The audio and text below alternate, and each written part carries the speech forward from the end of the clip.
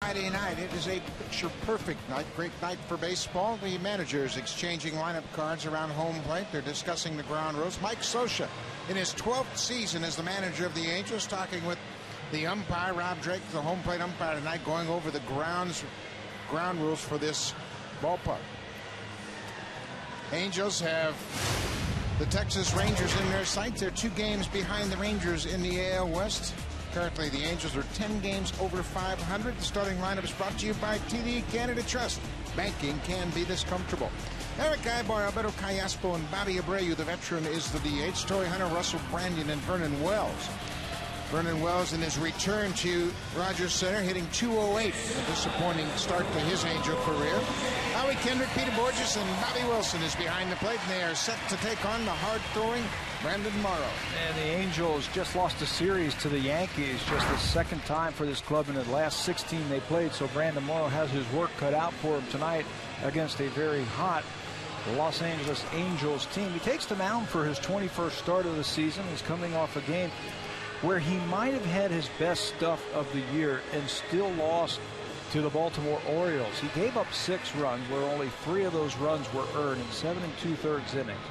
But he came away with the loss as the Jays could only score 2 runs for him. Orioles the only team to beat him over his last 10 starts. This will be Morrow's 3rd career start versus the Angels. Scouting report for Brandon Morrow is brought to you by Home Hardware. Homeowners helping homeowners. Batters better get it started because that fastball is going to be right on top of you. You have to shorten it up because he throws in the upper 90s when he is on. He's got the wipeout slider, one of the best in the American League. His strikeouts per 9 innings, the best in the AL. And for him, I think, to be effective against a team like the Los Angeles Angels, he needs fewer pitches. Last start, he pitched into the 8th inning, and he was still under 100 pitches. He needs to put the ball in play a little bit more frequently. Defensively behind Brandon Morrow, and boy, did Blue Jays have a rough day in defense. They committed 2 errors in yesterday's ballgame. In the outfield, it's Thames, Rasmus, and Bautista. Up the middle, a double play combination. Yunel Escobar, Aaron Hill. At the corners, Brett Lawrie and Adam Lind, and Brandon Morrow and Jose Molina will make up the battery here tonight. You've been talking about defense. Colby Rasmus showing some range in center field. Not since we have seen Vernon Wells here have we seen the center fielder run down balls like we have seen in this homestand alone. So the Blue Jays, I think, have a keeper in Colby Rasmus. Just turned 25 years old. So we are set for play. First of 3 against the Angels. The Angels trying to chase down the Texas Rangers. Currently, Los Angeles 2 games back in the AL West. Brandon Morrow going 7 2/3 in his last time out against the Orioles. Here's the first pitch of the ball game. Fastball strike. Eric Ibar, leadoff batter, switch hitter, top of the order. 2 for 7 in his career against Brandon Morrow.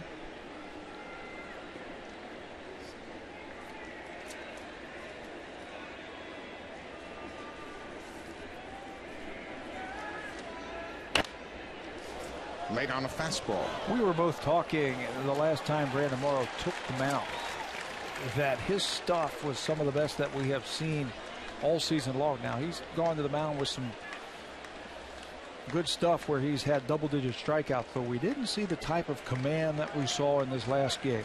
He actually set down the first 15 batters he saw. Bouncing ball to first. Then feeds Morrow perfectly, and they get Ibar on a bang-bang play at first. And then we tried to figure out, well, how's this guy even giving up a run, let alone lose the ball game? Morrow was on top of his game. He had a good slider that day, and he was spotting his fastball well. Through 98 pitches, went 7 2/3, allowed the Orioles just 4 hits, but 6 runs. Only 3 of those were earned runs as the Blue Jays kicked it around behind him. Hurt just a little bit in his last few times out by the long ball. It has hurt Morrow, but when he goes to the mound, you can bet there's going to be a lot of strikeouts. Another first pitch strike. Alberto Callaspo, the 3rd baseman. Callaspo, like Ibar, a switch hitter.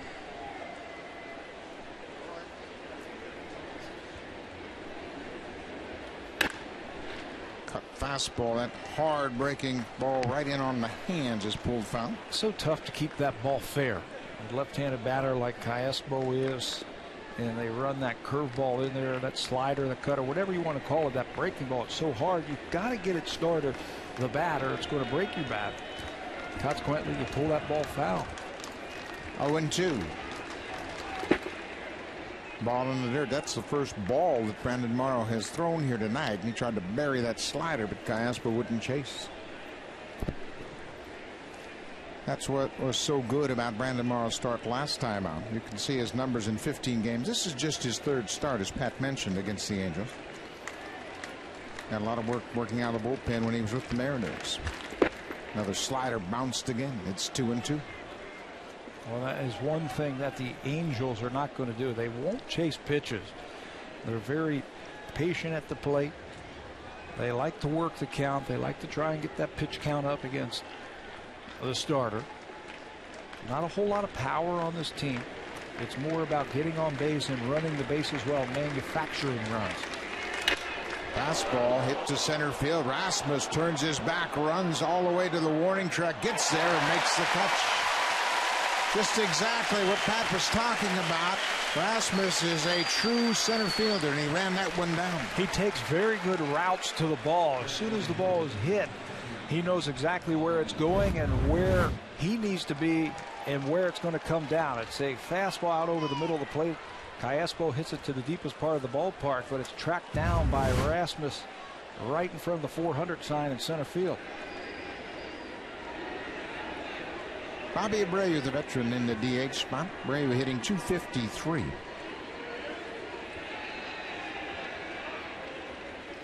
Shows bunt, takes a strike. Abreu's had a terrific career. Numbers are down this year as that career is winding down, but boy, you look at where he ranks all time, he's right up there in many of the offensive categories. A player maybe under the radar over his career, but you start looking at the numbers and they match up. Power, speed, on base percentage. He has struggled over his last 17 games for the Angels. Tried to check and went too far. Putting now Porter down at third base. 1-2, 2 outs. More like he did last time out. Off to a good start. And the whole key, I think, for Brandon Morrow is pitching off of his fastball. Throw it for strikes. That hard slider popped up. Brett Glory at third. It's a fair ball. A 1-2-3 first inning. Good start for the big right-hander.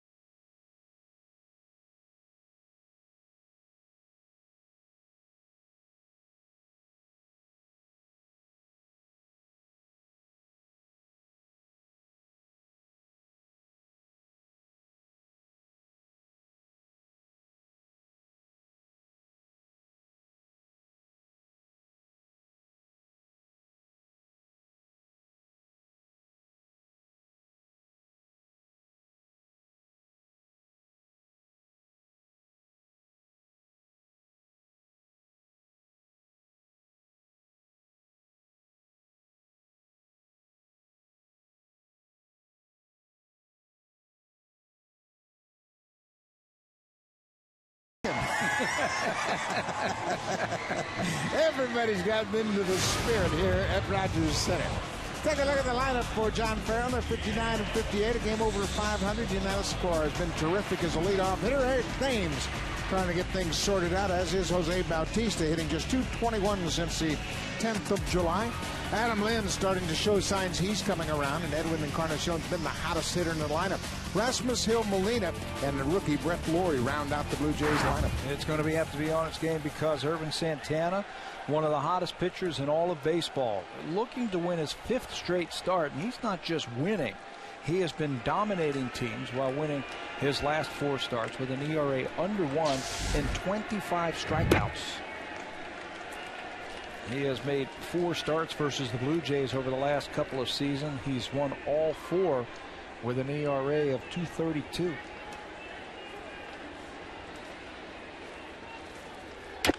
Escobar pulls the pitch foul. It's a ball on the strike. Santana says he's not doing anything different. He's just commanding his pitches just a little bit more, throwing quality strikes. He has always had a great arm. For the season, he's 8-8. His ERA just 3.21. Breaking ball pulled to short. Ibar has it, rights himself for Stout. So let's take a look at Ervin Santana a little bit closer. He's got command of all his top 3 pitches. The fastball that's anywhere between 94 and 96. He's got a darting slider and a very good changeup. He's better than his record indicates. Buck just mentioned he's 8-8, but he's got a very good earned run average. And he's also an author of the no-no. That was against the Cleveland Indians a couple of starts ago. The 8th no-hitter in franchise history for the Angels. Eric Thames rips the first pitch into left field. He got a strike and jumped all over it. Defensively behind Santana, good speed in the outfield. In fact, you've got 2 center fielders playing in the corners. Vernon Wells, with a 3-time Gold Glover. Corey Hunter, also a Gold Glove winner, in the center fielders, the speedy Peter Borges. Ibar Kendrick up the middle, CALLASPO, Branyan at the corners. Bobby Wilson is behind the plate, his 16th start of the season. And Vernon Wells plays left field this season for the Angels. Never played there while he was with the Blue Jays. And it says something about your outfield defense. Ground ball. Ibar with a great play. What a double play. It doesn't get any better than that. Ibar takes a hit away from Bautista and turns it into a 6-4-3 double play. Quick inning for Ervin Santana with the help of his defense. 6 pitches close out the Blue Jays in the first.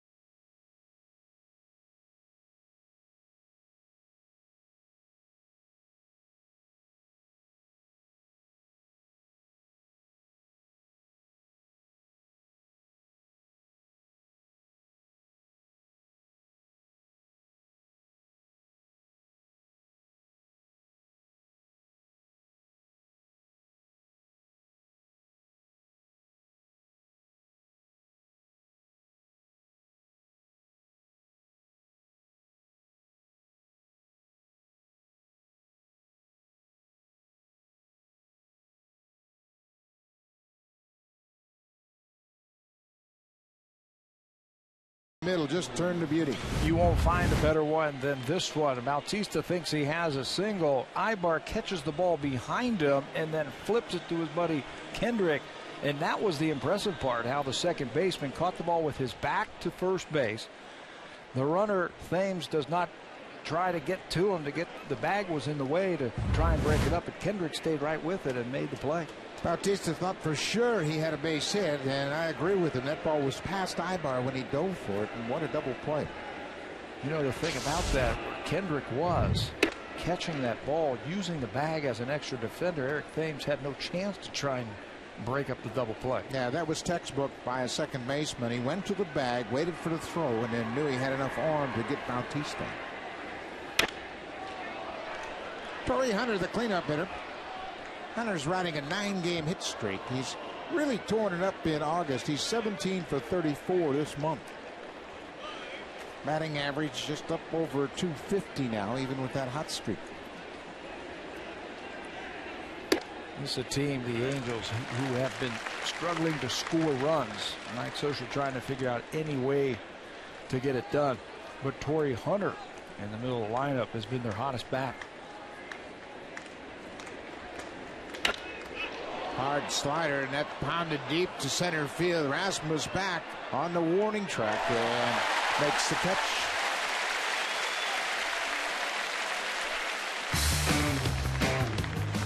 It's Canada's best-selling car 13 years in a row. Honda, the official vehicle of the Toronto Blue Jays.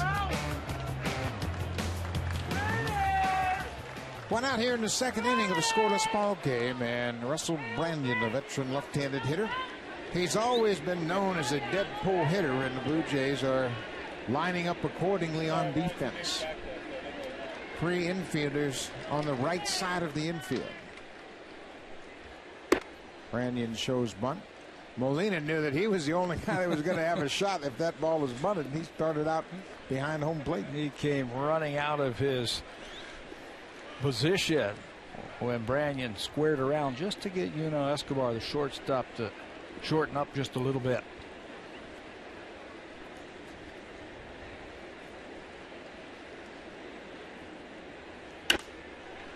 That's the book on Russell Branyan right there. You got to run that fastball upstairs. He hits from an open stance. He's a low ball hitter. He's at 13 home runs in 28 games against the Blue Jays, but you got to elevate that fastball, especially when you throw as hard as Morrow. Feast or famine comes to mind with Russell Branyan. Home runs or strikeouts. There's another elevated fastball. Great power. When he came up with the Cleveland Indians, I thought this was 40 home runs in the bag. Just like Adam Dunn when he was with Cincinnati. Lots of power. There's a hard slider for a strike at 90 miles an hour. Branyan hit a pinch hit 3-run home run yesterday against Mariano Rivera in New York. His 5th pinch hit home run of his career. Goes too far, and that's that patented down and in slider that Morrow throws to lefties. You put fastball in the mind, you elevate it, and then the slider.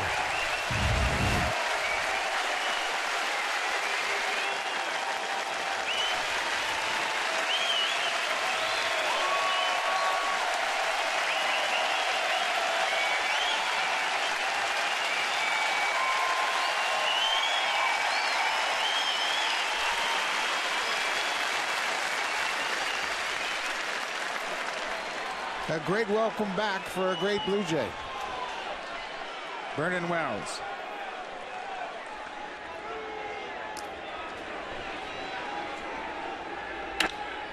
He hits the ball to left, and Rasmus will watch this one sail out of the ballpark. How about a return to your old home?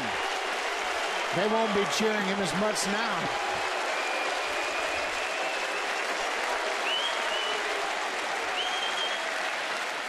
Vernon Wells, his 17th home run of the season on the first pitch in his old home. How about that? It looked like a slider from Morrow out over the plate, and we have seen Vernon Wells do this for many years. Left center field, it carries over that scoreboard in left field. Gets the Angels on the board quickly. Howie Kendrick takes a fastball down and in. Vernon Wells got the breaking ball and looked like he was sitting on breaking ball and hit it over the wall in left center.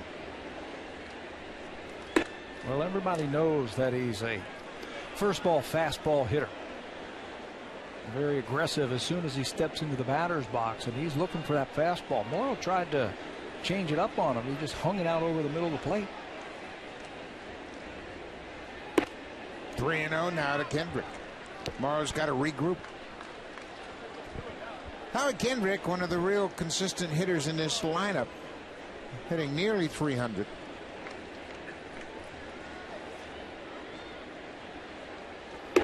There's a strike. He had mentioned during this stretch of the last 10 games for Morrow, the home run has been a problem for him. That's the 8th home run he's given up in his last 11 starts. Everything else is very impressive, but that's the one flaw in this great streak. He's got 6-2 over his last 10 starts, but the home run has been a problem. In his 2 losses that you were just talking about, both of them come against the Baltimore Orioles. And in those 2 starts, he's given up four home runs to the Orioles. Walks are down, strikeouts are up. He'll give you the innings, but right now the home run's the only thing that has been a blemish. Another foul ball. That one caught Molina on the shoulder. Vernon Wells, that's his 125th career home run at Rogers Center. Carlos Delgado is the only player that's had more home runs in this ballpark. Joe Carter had 123 in this ballpark. Sean Green with 64, but Wells second on the all-time list of home runs here at Rogers Center. I thought for sure Manny Ramirez would be on that roster, and he never even played here. It just seemed like he hit that many home runs. He's not far down the list. You could bet on that. Some more now after Molina regrouped a little bit. Boy, he got drilled on that right shoulder by that last foul tip. Full count. Strike 3 call. Morrow bounces back and strikes out Howie Kendrick to end the second. But Vernon Wells on the first pitch, returning to Rogers Center, hits a home run to deep center field. After acknowledging the pitcher, he takes him deep.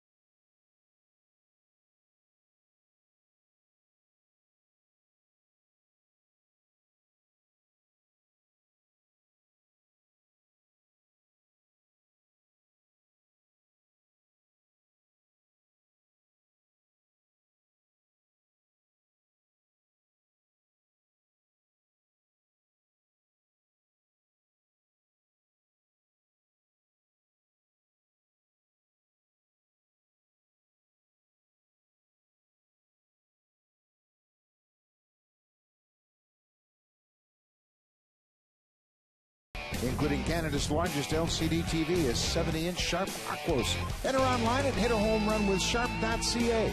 Sharp makes bigger, better. Now the Blue Jays find themselves down 1-0, courtesy of a Vernon Wells solo home run.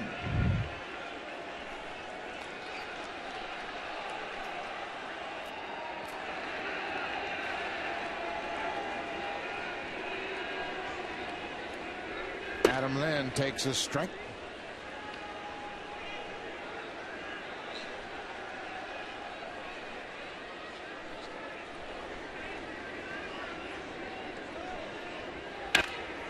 Hard hit on the ground. Kendrick to his right. Throws out Lynn, 1 down. Vernon Wells playing left field. He's more accustomed to playing center. When you look at his career, he's played 1,331 games in center, and he's having some fun with the fans here in left field. Looks like his ex-teammates are giving him the raspberries also. The bullpenners sitting up in that spot up there. There they are. They're usually down on the ground. I think they just want to give him the business. Edwin Encarnacion. Lines it to center. Peter Borges almost overran it. Encarnacion hammered it again, and boy, he is swinging a great bat right now. When he's using the whole field, he can really hammer a baseball. He has hit a couple of doubles to right center field in this homestand, and this time he almost gets the ball over Borges' head. This is, in my mind, the finest center fielder in the American League. He gets great jumps, takes great routes. He made a catch the other day at Yankee Stadium that you and I were talking about before the game. It was one of the best we've ever seen. 2 outs. Colby Rasmus takes a strike. Borges caught a ball underneath a diving Torrey Hunter in right center. Hunter, the right fielder, dove for it. Borges reached out and caught it after Hunter had missed it. Torrey Hunter, a great outfielder, was a great center fielder with the Minnesota Twins. We all know what Vernon Wells has done, and Borges is so good he's pushed them to the corners. I mean, that's how special he is as a glove man in center field. 0-2, 2 outs. Cut on and missed. Santana's off to another fast start. He's allowed just 1 hit. He has a 1-2-3 second inning.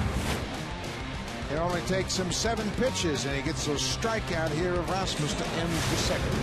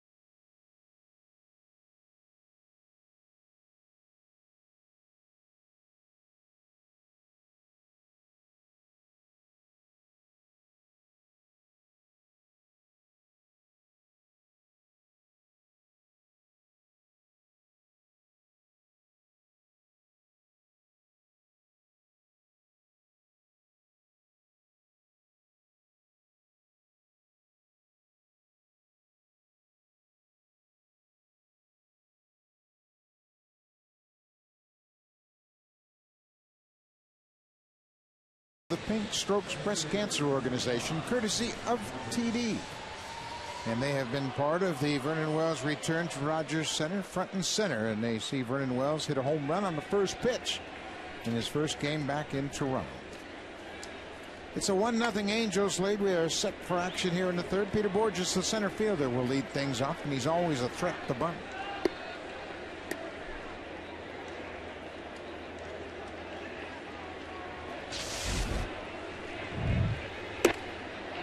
Morrow throws that fastball outside.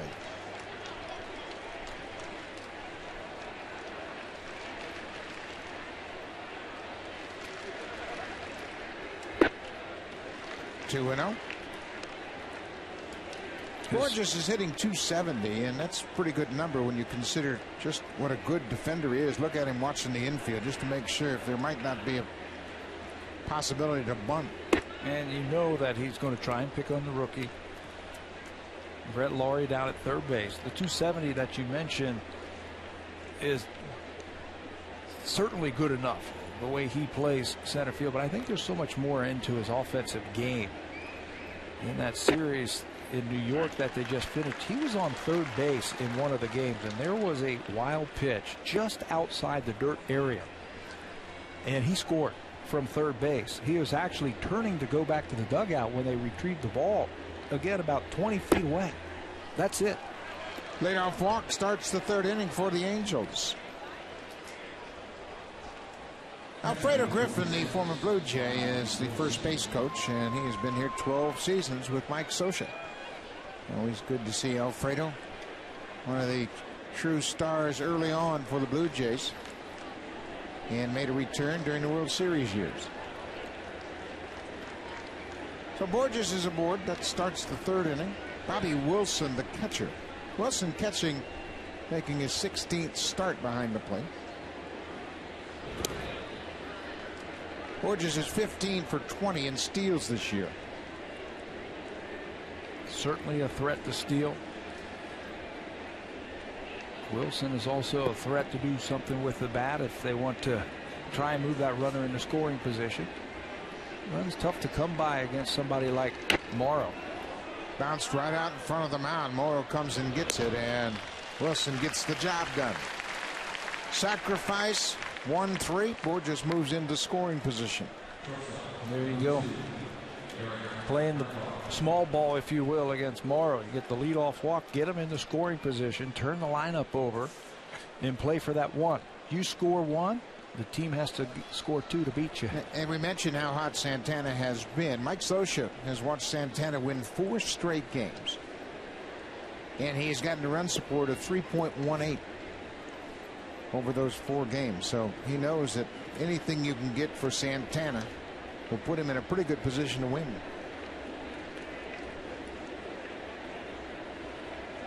Back to the top of the order, it's Eric Iboy. Goes after the first pitch and pops it up on the left side. Escobar, 2 down.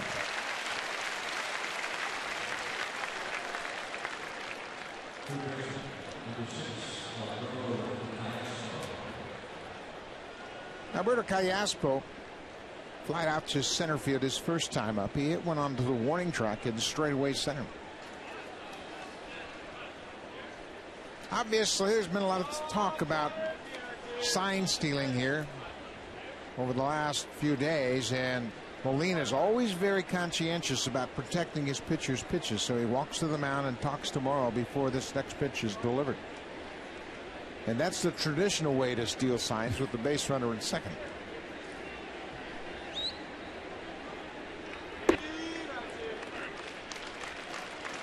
What Molina will do is he will go back there and say, listen, throw me a first pitch fastball, and if that's a strike, come back with another one. And that way he doesn't have to give any signs. That ball's a base hit into right field. Borges has terrific speed. The throw is way offline, and that will allow Ibar to go to second.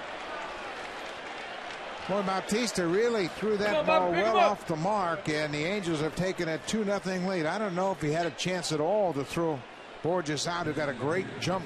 It almost looked like he was trying to throw the run around at first base, the way that he missed his spot at all.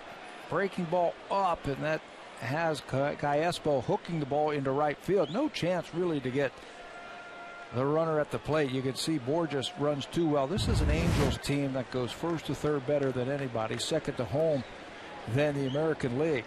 Borges scores standing as the ball goes to the backstop. An error will be charged to Jose Bautista.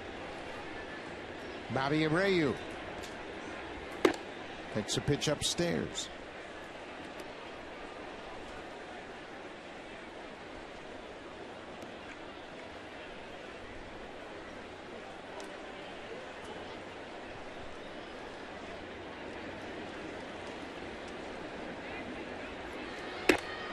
Another high fastball. Take another look at the base hit to right, and then we'll throw from Bautista. There's Borges. He's halfway home already.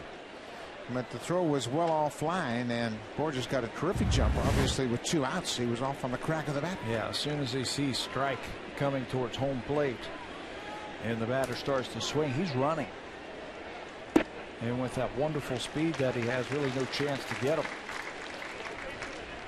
For Bautista, that's his 6th error of the season. He made a couple as a third baseman. Just his 4th error in the outfield.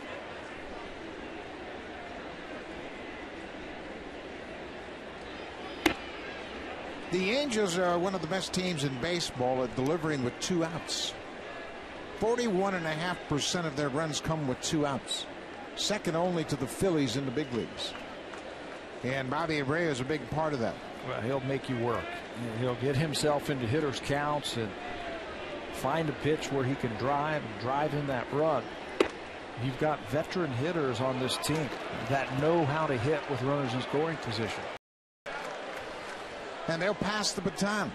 Bobby Abreu, always very good at recognizing strikes and balls, takes the walk with 2 outs and turns it over to Torrey Hunter.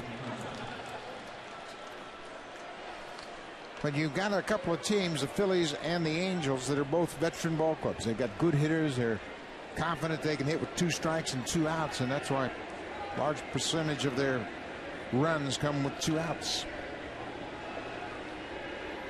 First pitch strike. It's going to be a challenging series for the Blue Jays. Angels have terrific pitching, and Santana, Weaver, and Herron are the scheduled pitchers for the 3-game series. They also have a hammer at the end of their bullpen too, and Jordan Walden, who can hit it triple digits. And Scott Downs is having a great year, former Blue Jay, at the back end of that bullpen. Runs tough to come by. First and second, 2 outs. Torrey Hunter in a hole. 0-2.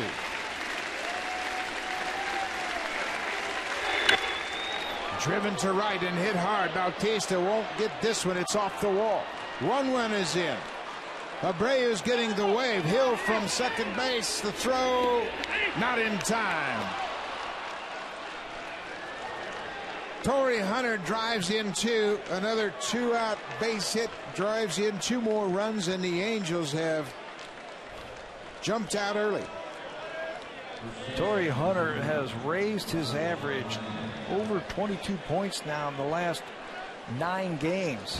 Hitting pitches like this. It's 0-2. It's a fastball, and it catches too much of the plate. And a good veteran hitter will hit strikes with 2 strikes on him.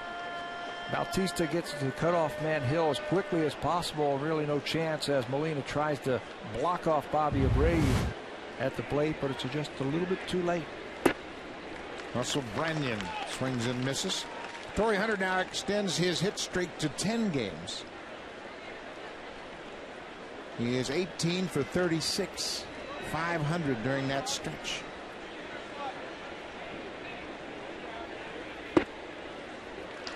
Oh, 0-2.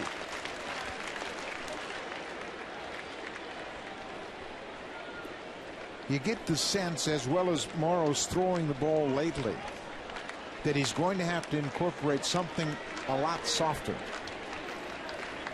I agree with that.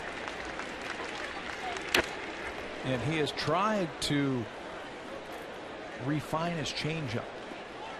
Earlier this year, his changeup was, the grip that he was using was making the ball throw a little bit too hard. So he changed a little bit to a split grip, almost like a split finger fastball. And he throws it from that grip, and he's got to be able to take something off.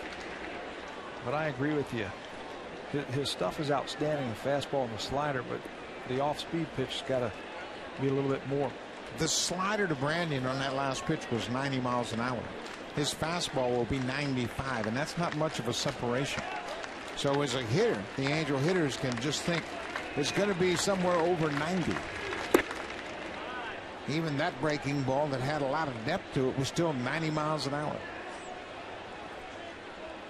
Jason Frazier's split change became a very good weapon for him when he started throwing it with 2 strikes, throwing it any parts of the count. Just one other pitch that you put in the minds of the hitter, and it really accentuated his fastball. You might see the same type of thing with Brandon Morrow, where he'll have to throw it just to get the hitters off his fastball. 2-2. Slider. Appeal down the third. Alan Porter said no swing, as Branyan was able to check on the hard breaking ball.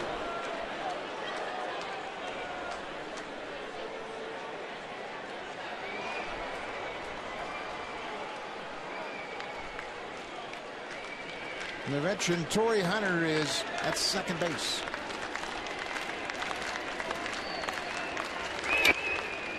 Pulled foul.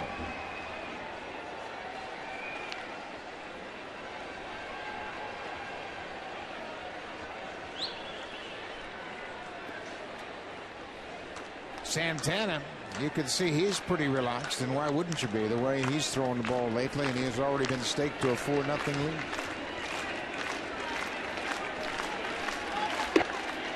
Another walk. That's the third walk of the inning.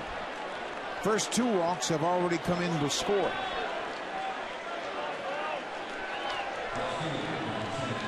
So Vernon Wells will hit with 2 out and 2 on, and in his first at bat back in the first inning, he was standing on deck, and Ricky Romero throwing some gum or something. And Wells and Romero having a good time, and then Vernon Wells stepped in the box and hit the first pitch he saw out of the ballpark. Some early BP right there for him, and he'll be able to face him tomorrow. They got a good reception in his first at bat, and it was good to see. Before the game, Vernon was honored. The Blue Jays made a large donation to Salvation Army in his name and his family's name, for all the great work he did. And he did a lot of work on the field to certainly match that off the field. And there's the check presentation celebration up in the box. The Salvation Army kids are here in attendance, and Vernon Wells was part of the RBI program here in Toronto for a long time.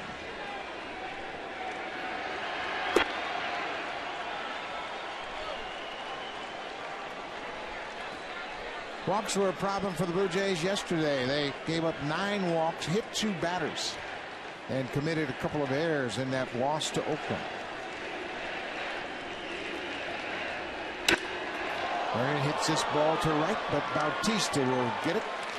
Wells is retired, but the Angels put up a 3 spot against Brandon Morrow. 3 runs on just 2 hits.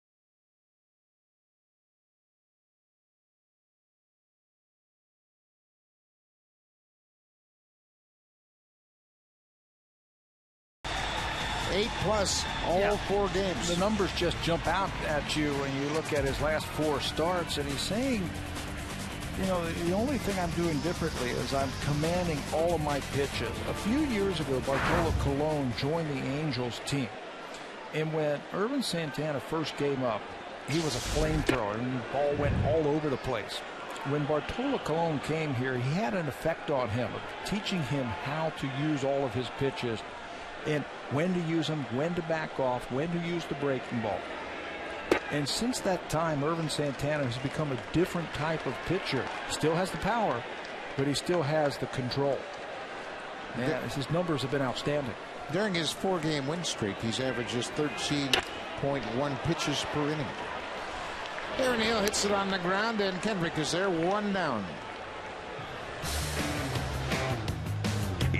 British best-selling car 13 years in a row. Honda, the official vehicle of the Toronto Blue Jays. Catcher Jose Molina will bat with one out. Irvin Santana has been a tough customer for the Blue Jays. We showed you his 5-4 record. This is his 11th start against the Blue Jays. Last year he won all 3 decisions. He beat Ricky Romero twice and had a shutout here into the 9th. Adam Lynn broke that up with a one-out home run. Jose Molina drills it to center field. Borges on the warning track at the wall, off the wall.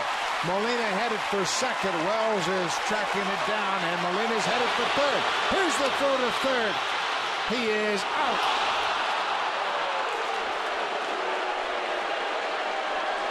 Vernon Wells backed it up very effectively, and once he picked it up with his bare hand, he threw a strike to third. That was the key to that whole play. Pitch over the middle of the plate, and Molina puts a charge in it to center field. Borges goes back, looks like he has a beat on it, leaps, and it's just over his head, but backed up nicely by Wells. And once he grabs it with his bare hand, throws a strike to CALLASPO, who gets Molina just ahead of the tag. Rob Drake, the home plate umpire, rotated down to third on the extra base hit and was down on one knee. Got a great look at the tag. That's Wells' 4th assist from left field. Brett Laurie batting with 2 outs.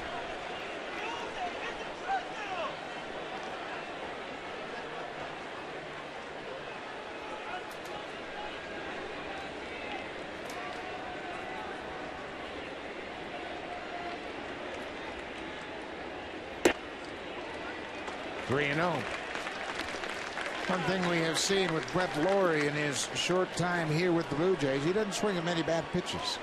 That was the knock on him early this year. Right-handed pitchers could get him to swing at pitches, curveballs out of the strike zone, especially down and away. But he is making adjustments from pitch to pitch, from at bat to at bat, and really reading what the pitchers are doing to him. And he takes the walk. That comes with 2 outs.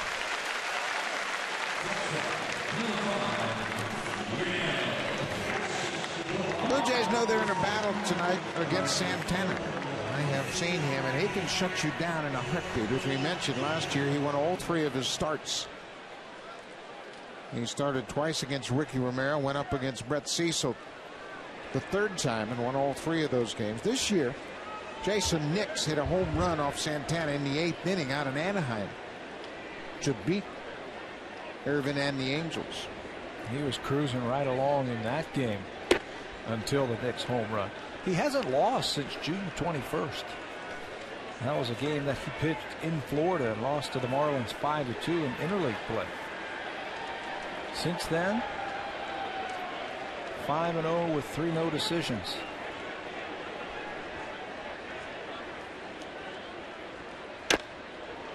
Fouled up. To me, this is why the Angels are such a dangerous team if they get into the postseason. You open up with Jared Weaver, you back it up with Dan Aaron, and then Santana's your number 3.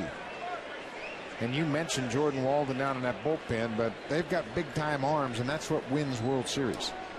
Starting pitching. If you've got 3 of them in the playoffs, it can take you a long way. There goes Laurie. The ball is poked foul down the right side. Good jump by Laurie as John Farrell tries to get his offense on track here tonight. That's one thing that has been a problem for Escobar. He doesn't really sense when a runner at first gets a great break, and Laurie had a terrific break. Escobar's focus is tunnel vision on that pitcher. A lot of hitters can see that good break at first and will take the pitch. And recognize where the pitch is and what it is. That was a slider down and away. Tough ball to handle by the catcher. To catch and throw. Tough one for him to even do something with. All he could do is foul it off, and Laurie's got to go back to first base. He would have been better off just to take it. Take the chance that Laurie got a good jump, and he's standing out there at second base for him. And the breaking ball, Laurie breaks on the ball in the dirt, throw right on the money, and Brett Laurie is thrown out. Brett Glory reacted to the ball in the dirt. Bobby Wilson's got a strong arm and throws him out at second.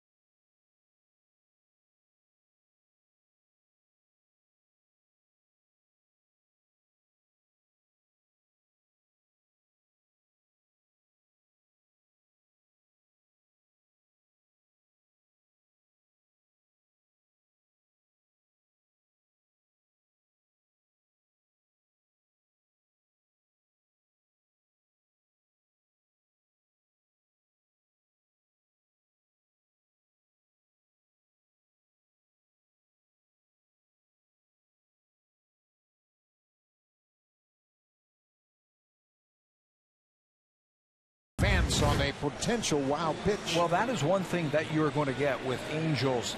The Angels, good catching. Laurie has a very good secondary lead, and he'll learn that against the Angels, if the ball doesn't go very far, you can't advance. They do a great job of blocking the ball, throwing, and that all comes from Mike Scioscia. Howie Kendrick goes after the first pitch and hits it to left field. Thames is on the run, breaks it down right in front of the scoreboard, makes the catch. One pitch, one out. Brandon Morrow needs a quick inning. And with his 58th pitch of the ball game already, Irvin Santana has thrown half as many at 25. It's what he did against the Baltimore Orioles his last time out. He had a lot of very quick innings. Morrow pitching into the 8th inning, and he was under 100 pitches for the game. Through 5 innings, he was perfect through just 56 pitches through those first 5 innings of his last start. He's the one guy on this staff, when he takes the mound, you can see something special developing, and that game certainly showed that. 15 up, 15 down, and they weren't even sniffing a hit against Morrow.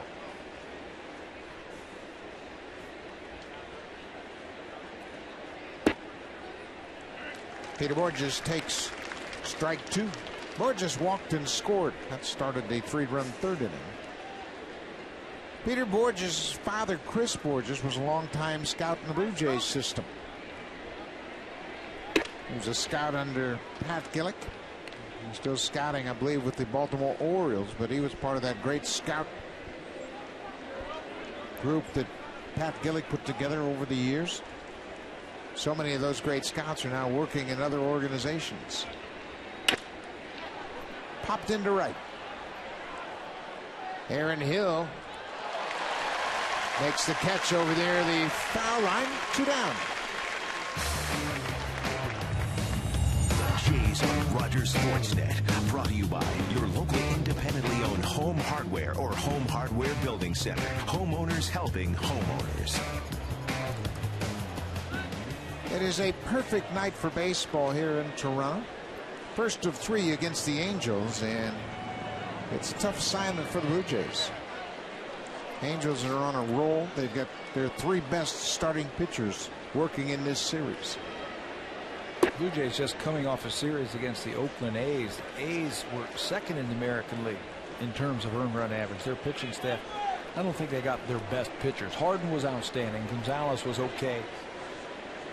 Same with Moscoso. Well, the Angels come into this series #1 in the American League in earned run average. Legit #1. Santana right now throwing as well as any of them. Bobby Wilson chases that hard slider. Wilson had a big play in that third inning. Put down a perfect sacrifice bunt, and that sparked the Angels.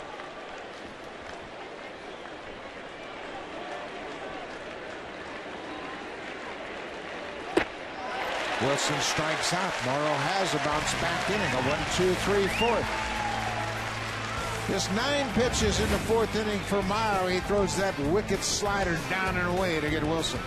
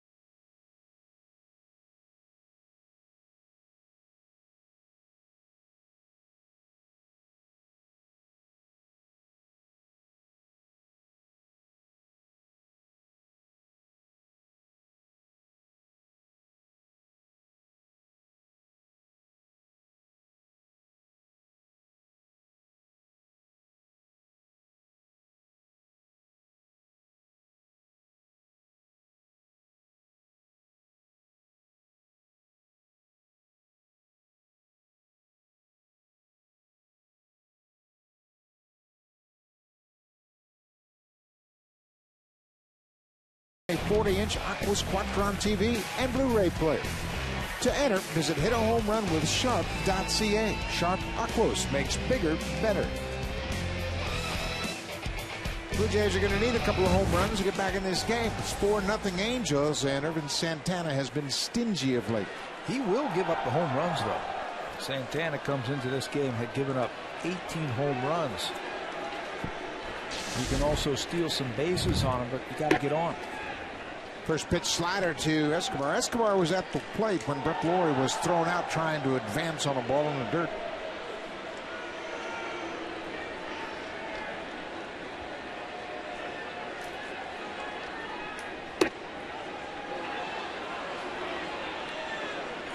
He made a great point about Bartolo Colon, the impact he had on Santana. Just reminded him, hey, throw it over. Make him hit it. Hitting is hard, and during that stretch we mentioned, he's just averaged over 13 pitches per inning. There's a bouncing ball, gloved by Kendrick, but he'll have no play. That's the third base hit for the Blue Jays. That starts the fourth. Good start, right back through the middle. Caught too much of the plate that time with a couple of strikes. Escobar in one of those grooves right now. Tough to get the ball through this infield. They are quick. They cover a lot of ground, and all of them have very good arms.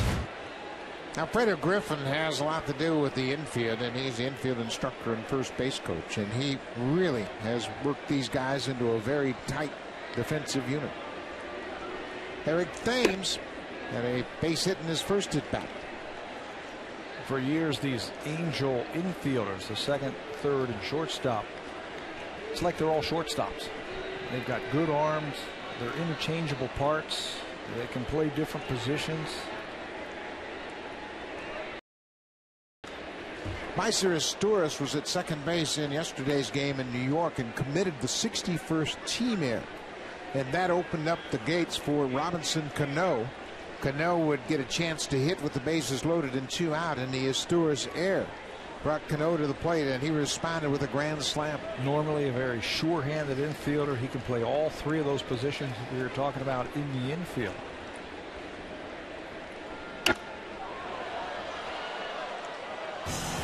Very routine play for a second baseman. Yeah, this is the play you're talking about against Scott Downs. Right at him. He just takes his eye off the ball momentarily, and that set the stages for this. Robbie Cano with home run number 20. Cano's 6th career Grand Slam. Thames goes after the breaking pitch and strikes out. That's the first out of the inning. Second strikeout for Santana. Like a breaking ball down and in, and playing against the aggressiveness of Eric Thames, who steps into that box and he's ready to swing the bat. Santana uses that aggressiveness against him and gets the strikeout. One other point about talking about Santana and the effect of Bartolo Colon on. When he first came up, everything was hard. Everything was thrown at the same speed, but he has really refined that. He's got a good changeup now. Spots his fastball. He'll take pitches. He'll take something off of each one of those fastballs, and he has become a pitcher with a very good arm. It's hard to fathom when you see this hot streak that he's only 8-8 for the season. Bautista has the count in his favor.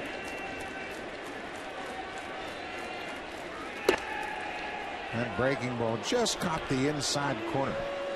Santana was trying to go down and away with it, kind of backed up and spun over the inside part of the plate. The hitters will give up on this. Right-handed hitters thinking that's going to be inside, but it just clips the inner corner.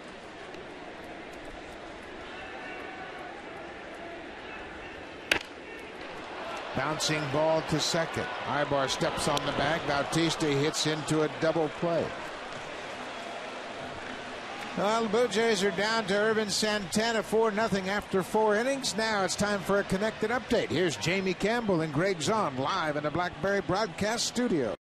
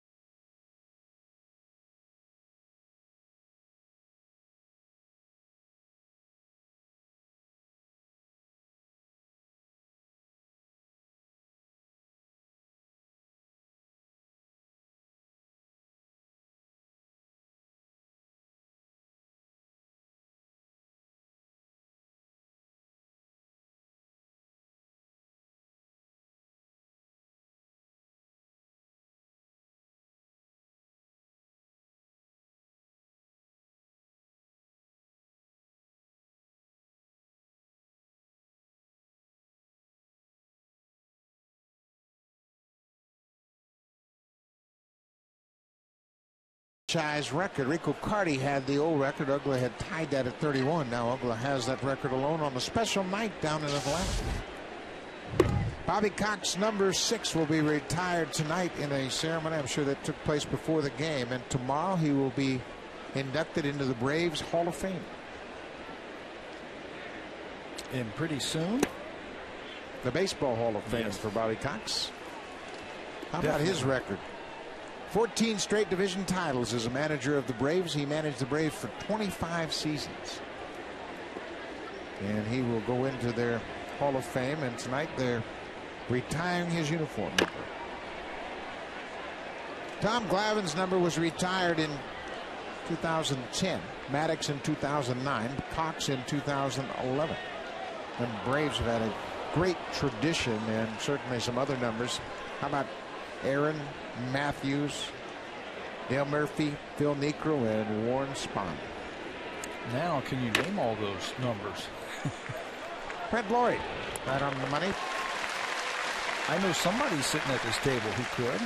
Mr. Scott Carson, the great writer for RogersSportsNet.ca. He knows all the numbers. He's got them all. And I know he didn't even want to offer Aaron, of course, that's 44. Matthews, that's a slam dunk for him. Mm-hmm. You got them all, don't you?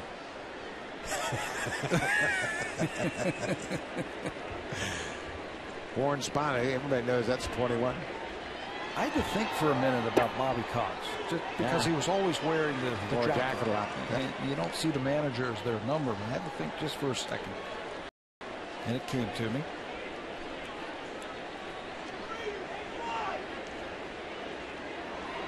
Alberto CALLASPO takes a fastball strike. It's 1-1.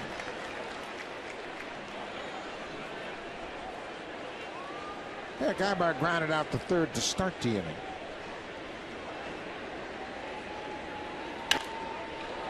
Popped out of play. Just a little further information about Bobby Cox. He managed 25 years, as we mentioned, with the Braves. He left the Blue Jays after the 86 or 85 season and went down to Atlanta as the GM. But the celebration, 20th year anniversary of the 91 Braves team, and that's when they turned things around. Hop down the left side. Brett Laurie drifts into foul ground, makes the catch. 2 outs.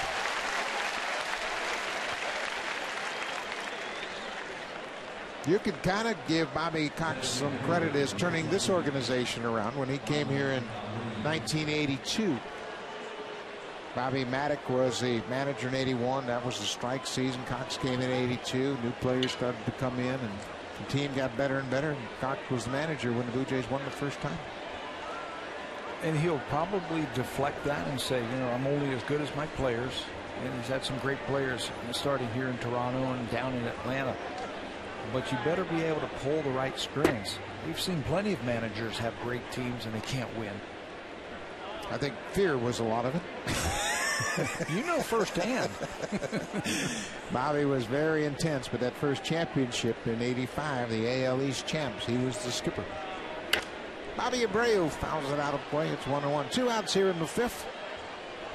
Brandon Morrow had a very good 4th inning. He's trying to repeat that here in the 5th.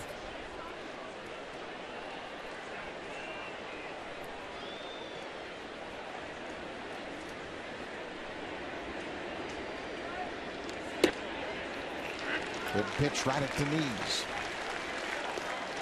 He has the ability, Brandon Morrow, to turn it up a notch when he needs to strike out. Then use his fastball in the upper 90s. I think he's best when he is usually around 92 or 93, but the ball is down and there's a little bit of a sinking action to his fastball. There's a good sinking fastball on the ground. It is another good 1-2-3 inning for Brandon Morrow. He slowed things down. Now the Blue Jays got to figure out Santana.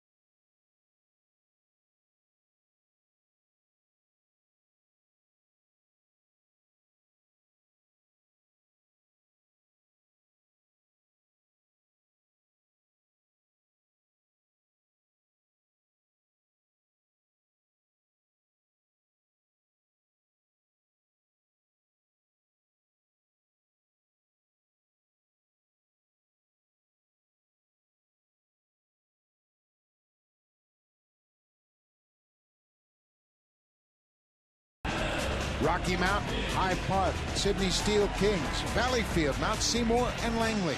The winner of this tournament will represent Canada in the Little League World Series in Williamsport, Pennsylvania. The Toronto Blue Jays are proud supporters of amateur baseball across Canada.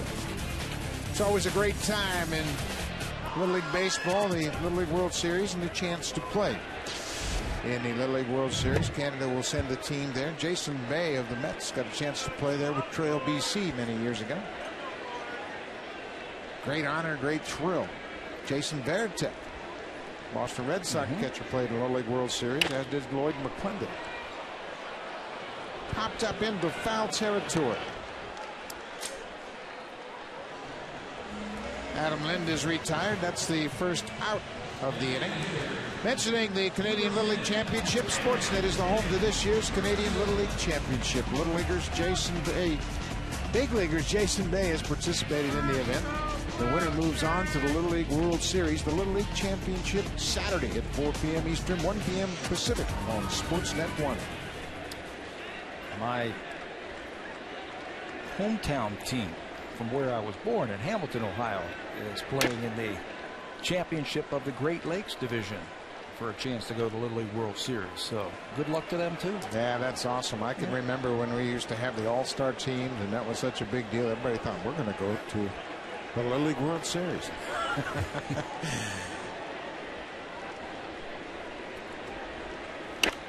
Ball is popped up out of play. You know who did go to the Little League World Series? Kevin Eichhorn, the son of Mark Eichhorn, who was a pitcher here in the 80s. Mark was a coach for their team from California, and they actually went to the Little League World Series and had a chance to play. Of course, everybody knows Sean Burroughs, Jeff Burroughs' son, was a big star of the California team during the Little League World Series. Didn't Derek Bell go to the Little League World Series? Derek Bell was playing from the Tampa Bay team, and they represented Florida, and they went for the Southeast, played in the Little League World Series. I remember the Wide World of Sports used to show that. Yeah, one year they showed Carney Lansford. Big bouncing ball to third. CALLASPO throws out Encarnacion. One of my first recollections of the Little League World Series, Walt Disney Show had a special on Monterrey, Mexico, and they had an ambidextrous pitcher named Angel Macias in 58, 59. They went back-to-back years from Monterrey, Mexico.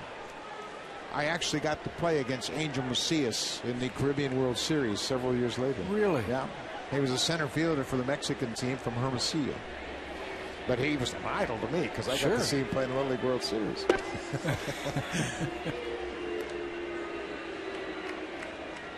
2 outs. We are in the 5th inning. Colby and RASMUS struck out on a slider.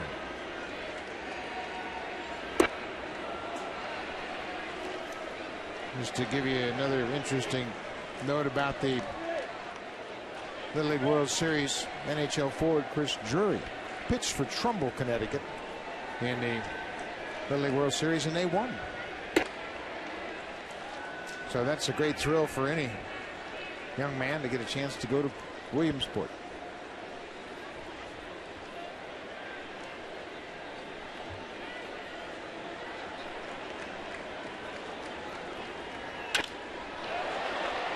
Popped up into center field. Peter Borges is there. Santana has a 9-pitch inning, a 1-2-3 fifth. He's mowing them down.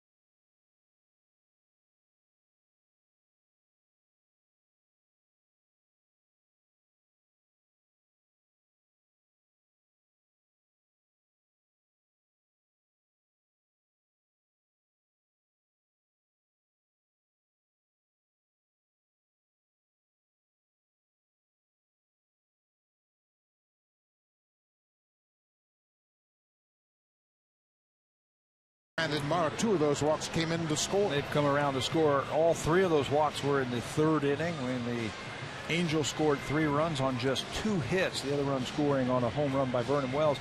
Irvin Santana's been helped out by the double play ball. Jose Bautista has knocked into a couple of them tonight. Santana showing you what you can do when you've got good stuff and you can pitch. Changing speeds and spotting your fastball. He's looked very good through 5. Brandon Morrow has slowed down the Angels a bit. He's had 1, 2, 3 innings, the 4th and the 5th. Back to back. Also had a 1, 2, 3 first inning. Torrey Hunter had a big 2-strike, 2-out hit. Opposite field double off the wall and right that drove home 2.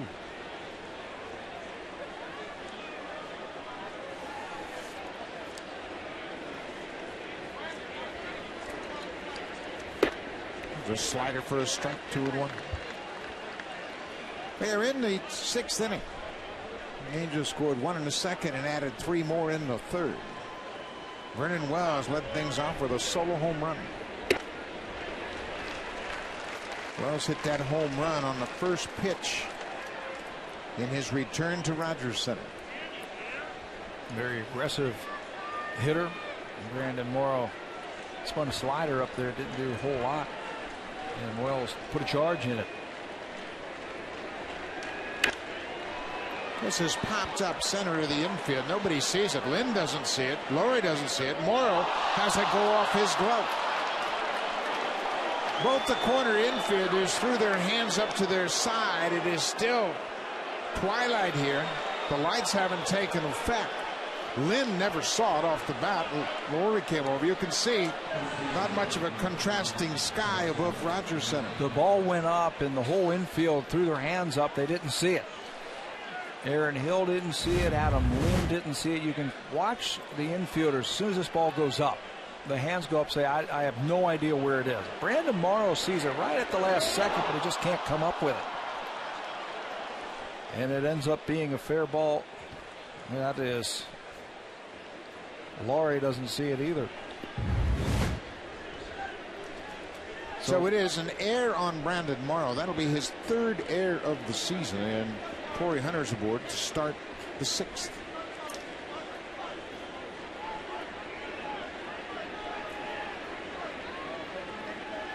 So Branyan.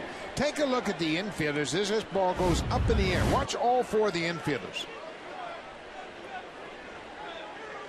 They all throw their hands up to the side. Hill at second, Escobar at short. Laurie doesn't see it. Lynn doesn't see it. Nobody sees it except Brandon Morrow. And that is a helpless feeling. When it's a little bit darker, the ball will get up above the lights. And you'll be able to pick it up with a darker background. But it's twilight. It goes up. No chance for the infielders to find it.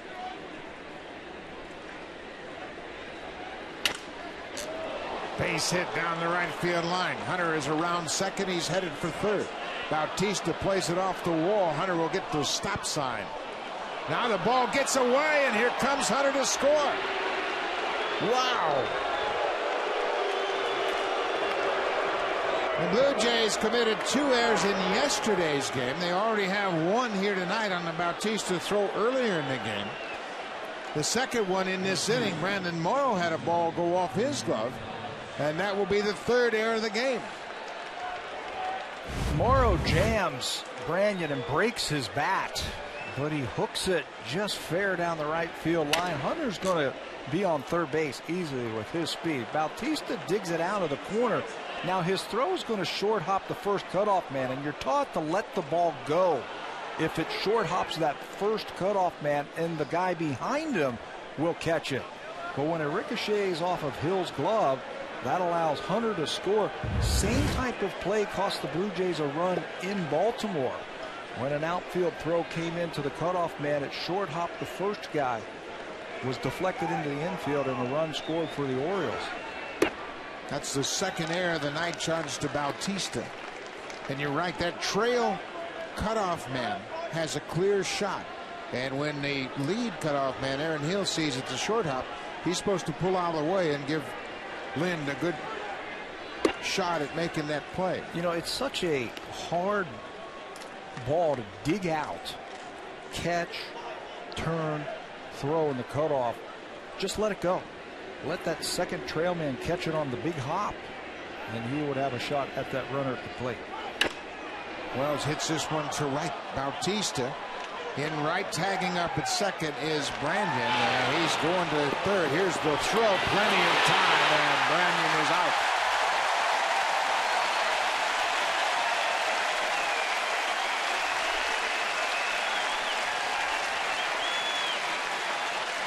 Assist number 9 for Jose Bautista. And this is a pretty one. Watch how he sets his feet in right field, gets behind the ball. Now his momentum is starting toward the infield. Strong, accurate arm, easily hits Branyan at third base, trying to tag up. Tough to tag up on that arm. Branyan had the double. Howie Kendrick is 0 for 2 so far.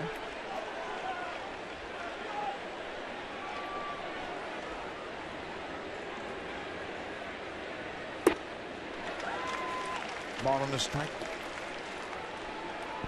They mentioned the Blue Jays have been awfully generous the last couple of games. They've committed 5 errors in the last 2 games. And in the games combined yesterday and today, they have walked 12. There's too many opportunities against teams, especially teams like the Angels, that will take advantage of it. They'll take advantage of it on bases by taking the extra base. They'll take the walk if you give it to them. Oakland really doesn't set the world on fire offensively, but they took 2 out of 3 against the Blue Jays. But Oakland has played well with the bats since the All-Star break, and they took advantage. Heat on the ground, and Lind will go right to the bag. Kendrick is retired, but the Blue Jays give up another run.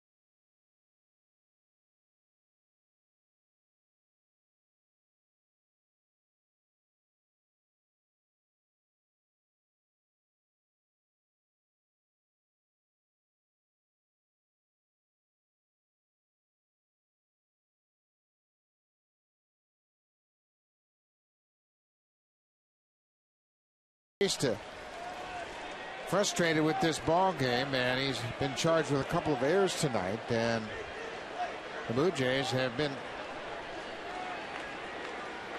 very shaky the last couple of games. Bautista made a strong throw to throw out Branyan, but he's been charged with 2 errors here tonight. The Blue Jays as a team have committed 3 and 5 in their last 2 games. That was a tough one on that play down the right field line when he threw it to the cutoff man to pick up an error. Ball is hit into center field off the bat of Aaron Hill. Borges is there. First out of the 6th. Well, it's going to be a tough test for the Blue Jays, and they lost 2 of 3 to Oakland. The Angels, one of the premier clubs, especially the pitching staff. and they're trying to get into the postseason again. So this is going to be a real test for the Blue Jays to dig down deep. You get their 3 best pitchers, and it doesn't stop there. Blue Jays, after this series, will get on a plane and head out west to Seattle, and will face one of the best young pitchers in the American League in that first game. Henderson Alvarez for the Blue Jays will go up against Michael Pineda in the opener, and you know, don't worry about that 50-66 record for Seattle. They always play the Blue Jays tough. Molina hits it sharply on the ground to third. Santana is on a roll. The defense picked him up early in this ball game. They turned a terrific double play to end the first. Then Vernon Wells threw out Molina in the third, trying to stretch a double into a triple. And then they turned another double play off the bat of Jose Bautista, and from there it's been all Santana. Yeah, Bobby Wilson also blocking the ball in front of him and throwing Brett Lawrie out at second base. They're playing defense. He's working quickly, throwing strikes, and I really like how he's mixing it up right now. He is not a pure power pitcher. There's a drive to left field, and this ball is a fair ball, and it bounces into the seats for a ground rule double. Brett Lawrie, it's his second double off of Irvin Santana. Might have got it off the end of the bat just a little bit. He walked his first time up. Santana tried to get him to swing at pitches out of the strike zone. Now he doesn't waste any time.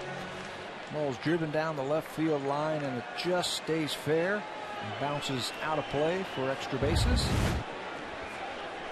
Second double of the season, as we mentioned. It comes with 2 outs. 5-0 Angels.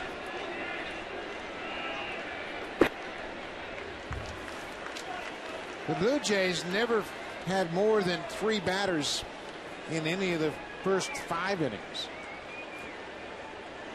Escobar was at the plate when Brett Lawrie was caught trying to advance on a ball in the dirt. That was a 3-batter inning.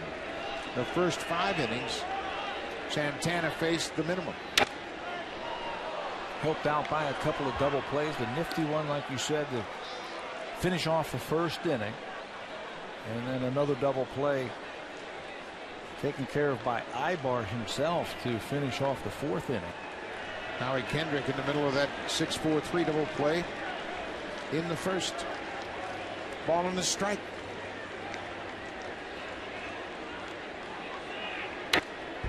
We got a good pitch to hit there. That slider stayed out of the plate. It hung up there, and Escobar's been on a roll. His on-base percentage since June the 24th, the best. 434. That's why John Farrell had him at the top of the lineup to set the table. Zobrist, Pedroia, Gonzalez, and Matsui. The other rounding out the top 5. All those hitters have been hot in the second half. This ball is popped into center field. Borges backs up a couple of feet, and that'll do it. A 2-out double by Brett Lawrie, but Santana strands him again. Another 9-pitch inning for Santana.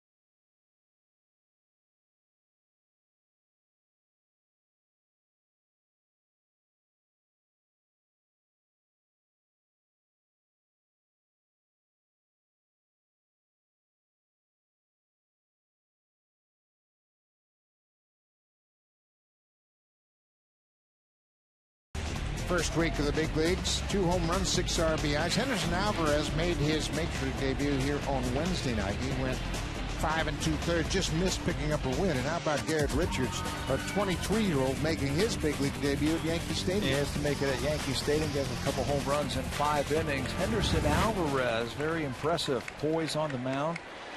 He's a work in progress. He is going to have to do a few things to iron out some of the other problems that he has had. This just popped up on the infield, and everybody converging, making sure Hill sees it. And they see that one and get the Bronx cheer from the crowd here at Rogers Center. What a difference an inning makes. Just last inning, leading off the 6th inning, a pop-up. Everybody can't see it this time. It's a little bit darker, and everybody's all over that one. And you can see just a shade darker, but still total darkness up above Rogers Center. Bobby Wilson, 0 for 1 with a sac bunt that keyed that 3-run 3rd inning.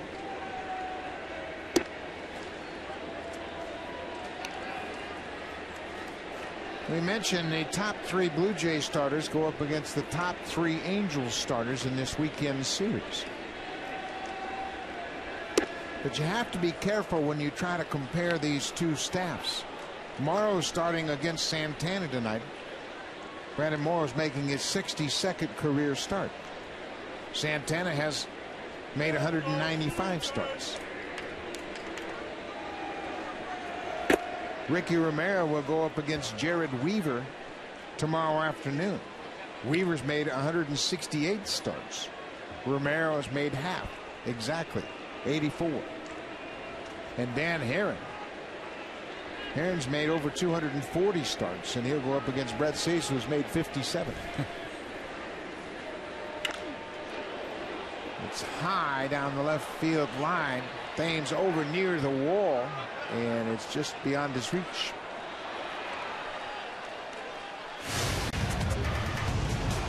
Terrific trios in the baseball. Combined wins by teammates. When you talk about 3 very good ones, Weaver, Herron, and Santana, we'll see all of them in this series, matching up only Halladay, Hamels, and Lee at the top.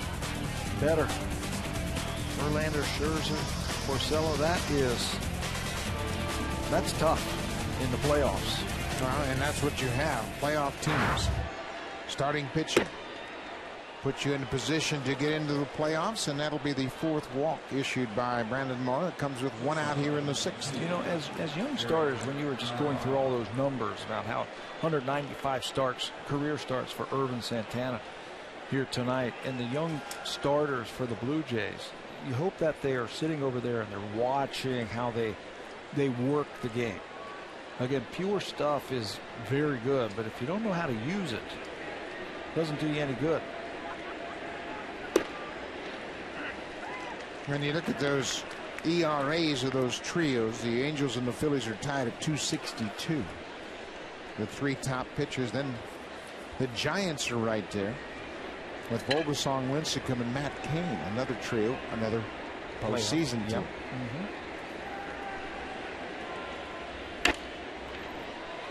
The Yankees have a combined ERA of 3.05 with Sabathia, Garcia, and Colon, and that discounts Ivan Nova. And then the Braves. Braves have a little concern right now. Tommy Hanson has some shoulder problems, and they're not sure how significant that is. Any mention of the Arizona Diamondbacks in that? Not in that particular context. There's a ground ball to short. Escobar quickly to Hill at second, back to first, not in time. Eric Ibar really get down the line, and he beat it out. Blue Jays couldn't have done anything more. Hill made a good turn at second. It was done quickly. But Ibar just runs too well. Watch, he's starting to run as he swings at that pitch. Hits it on a couple of hops to Escobar and turned nicely in the middle of the diamond. And Ibar just runs too quickly. Pick him up, put him down. Ibar has 24 steals. Got a big lead at first.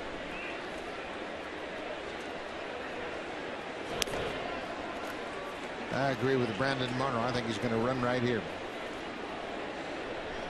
24 for 28 in steals.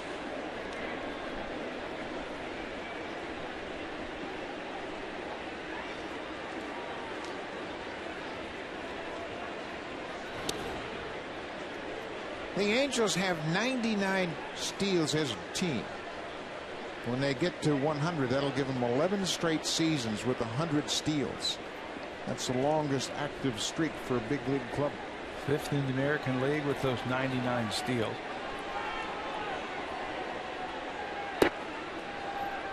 CALLASPO looks a little low one. Casey Jansen starts to loosen up. Looks like he's ready. Pat Hemken just hung up the phone to relay that message to the dugout.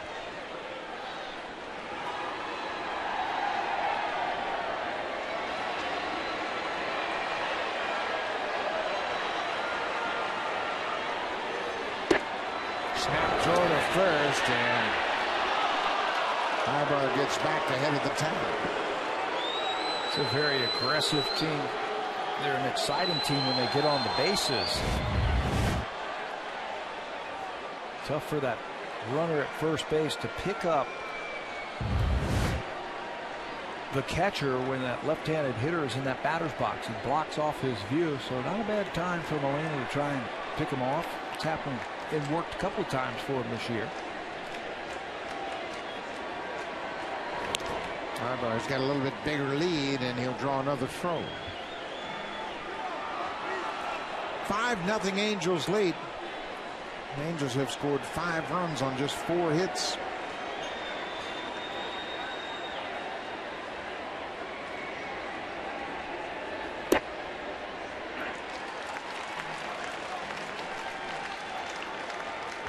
Mike Scioscia relaying signs to Dino Ebel, the third base coach, who will pass him along to the runner and the batter. You can steal here if you want, and as a hitter, you can try and score that runner. If he throws one right down the middle, go ahead and take a swing at it. Try and score him from first base.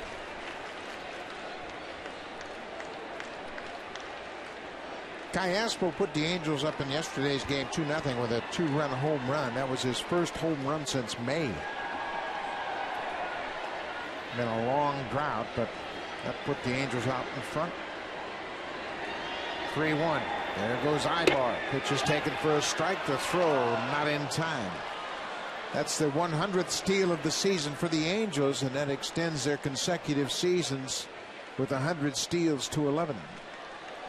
3-1. You start the runner, giving the batter that option to go ahead and swing and try and score him.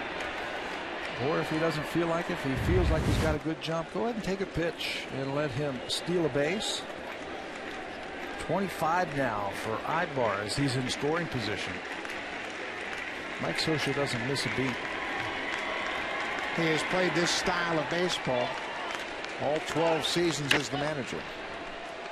You mentioned it earlier, the Angels have always been the best team going first to third.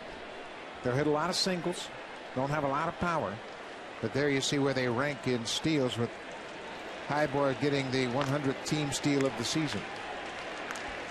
Their offensive game plan with their team speed a little bit different than Tampa Bay. You see on that, they will use the bunt a lot, they will use the double steal a lot. Ball is popped into center field. Colby RASMUS over in the gap makes the catch, and the Angels are retired. They strand the base runner. Brandon Morrow has gone 7, but he trails by 5.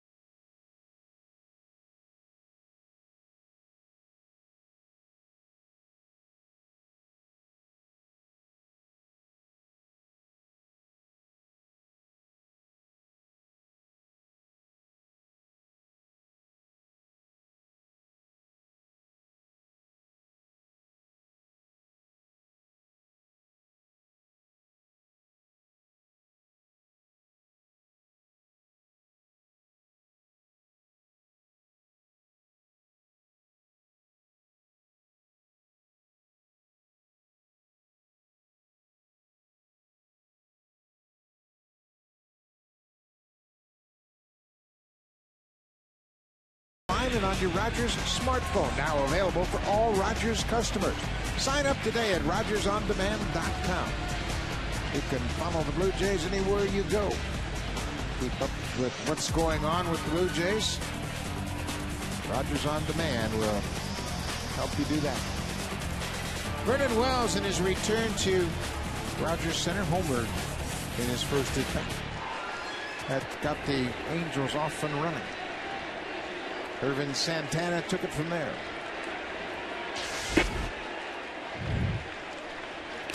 Eric Thames, 1 for 2 so far tonight. He starts things off here in the 7th. Thames, Bautista, and Lynn.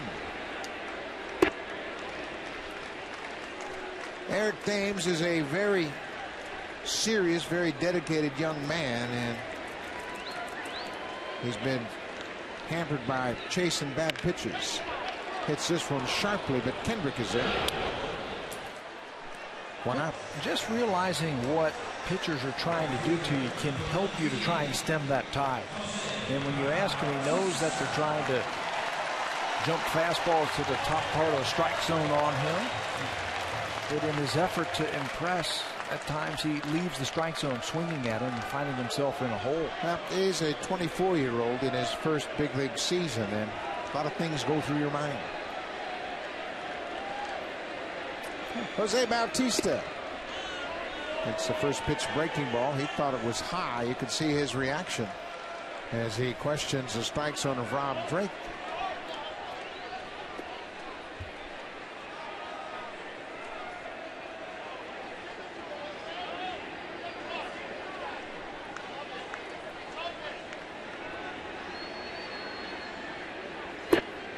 The slider down and away. Ball on the strike. Bautista's grounded into 2 double plays against Santana tonight. Hit both balls to shortstop. The first one was a terrific defensive play by Eric Ibar. You've been watching Santana, and from where we sit up here, you overlook the plate. And when you watch him, very rarely tonight has he thrown a ball in the middle of the plate. I mean, he has gone in and out. He has worked with his fastball or his slider. And that's been his game. He has changed speeds very well tonight, and he's had the Blue Jay hitters off balance all night.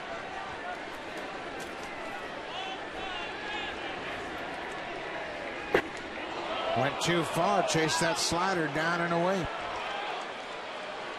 2 outs here in the 7th. Let's check in with Jamie Campbell. He's got an update.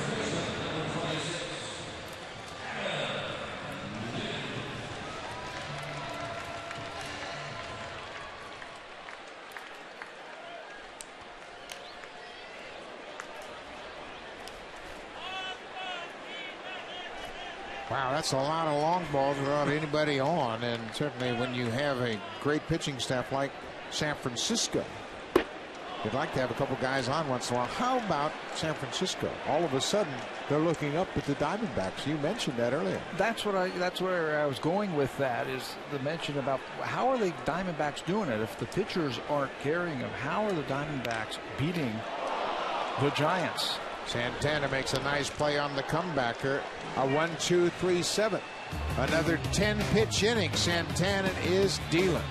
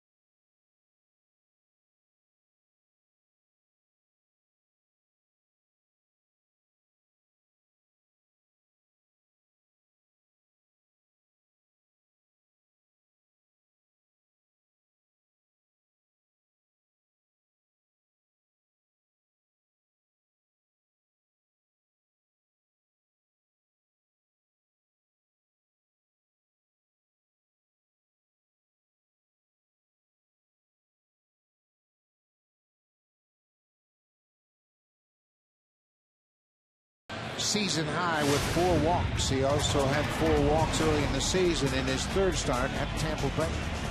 He'll be charged with 4 earned runs. Those walks did come back to haunt him tonight. 110 pitches, just 3 strikeouts. One bad inning where he had 3 walks, 2 of them came around to score. They flipped it around a couple of times for him. So Casey Janssen now into the ball game for the 37th time. He's had a great year. Last time out, he threw just 1/3 of an inning and picked up the win. That was against Oakland a couple of days ago. The only out he got or needed in that game was a strikeout. He struck out Cliff Pennington to end the 6th. He gave up a base hit to Jamal Weeks, but he got out of that 6th inning. And then the Blue Jays would put up a 5 spot in the bottom of the 6th. Jansen, the winner. He's ahead of Bobby Abreu, and Casey Janssen has done this all season long. He's pitched ahead. He's been economical with his pitches, and he pounds the strike zone. And when he does that at the bottom of the strike zone, he'll have success. Left-handers hitting .222 against him. Jansen is making his 8th appearance since the All-Star break. He's picked up 2 wins. The club has gone 6-2 when Jansen has pitched in those 8 games. 0-2 to Bobby Abreu. Got him. Hard cut fastball on the outside corner. Abreu strikes out. Well placed, too, against the batter with a great eye. Doesn't strike out a lot. Bobby Abreu, no chance on this one. All 3 of those pitches down in the strike zone for Jansen.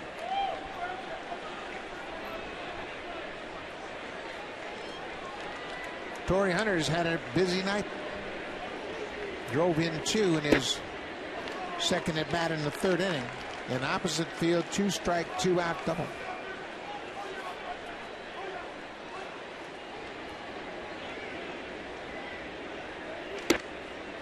Pull that ball away. Ball on the strike.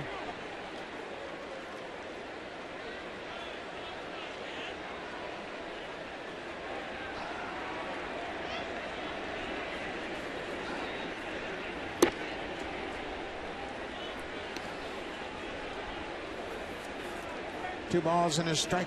4 of the 5 Angel runs tonight have come with 2 outs, continuing the theme that they've established all year long. We'd mentioned at the start of this game, 41.5% of the runs they've scored have come with 2 outs. That's second only to the Phillies in the major leagues. And they have continued that tonight. Veteran hitters confident of hitting with 2 strikes, 2 outs. That's been a key for the Angels all season long.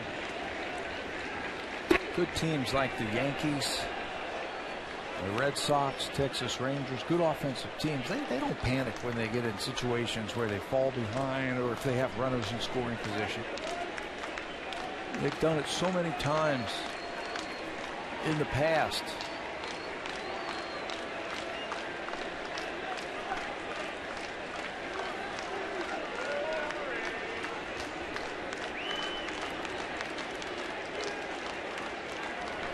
Casey Janssen taking too long for Torrey Hunter, and he backs out. Full count, 1 out. We are in the 8th inning. Jose Molina doesn't have that many fingers to put down as he kept shaking him off. He wants the ball inside. Boy, that looked like a strike. Janssen thought he had made a strike to Torrey Hunter. Another walk. It's Canada's best-selling car 13 years in a row. Honda, the official vehicle of the Toronto Blue Jays. That last pitch looked like strike 3, and Casey Janssen felt the same way. He had struck out Abreu to start the inning. Wanted to cut the fastball on the inside to try and freeze Hunter. From pitch track, it shows that it was just inside. Russell Branyan, 1 for 2. Branyan doubled down the right field corner. That led to Torrey Hunter scoring on the year by Jose Bautista.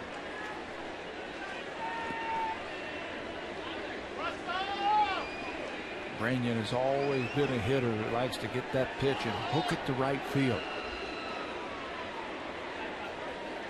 Hits out of an open stance. Got the added bonus of Hunter at first base, opening up that hole on the right side of the infield for him. Adam Lind has to hold Hunter on at first, and then he has to bounce off, and Branyan can pull that ball right down to first. Yeah, he is just looking for a ball on the inner half, and that's why they are staying away from him.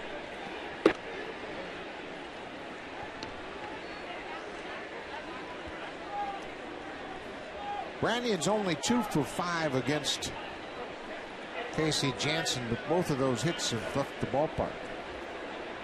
2 home runs in 5 at-bats.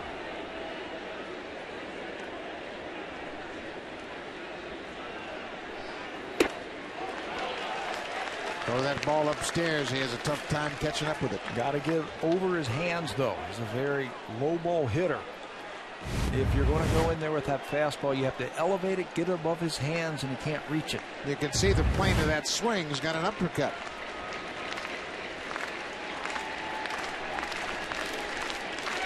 One and two, one out.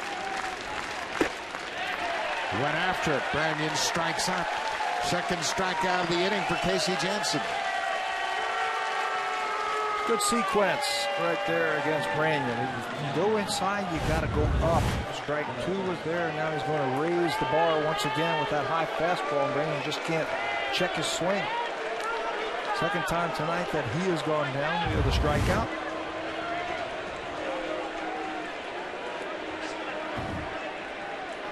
Two down, Vernon Wells. 1 for 3, but that one was a home run. His 17th homer of the season.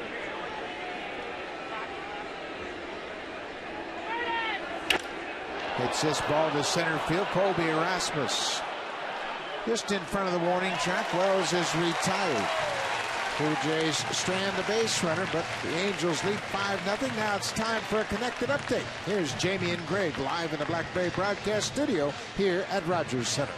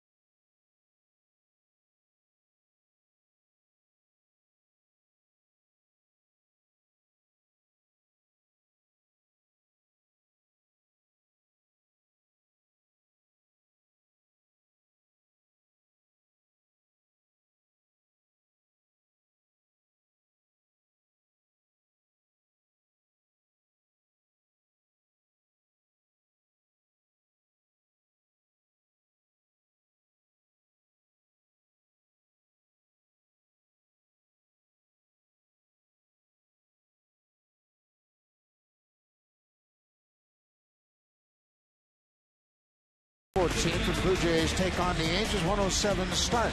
Tom will be signing autographs from 11:45 to 12:30 p.m. at section 127.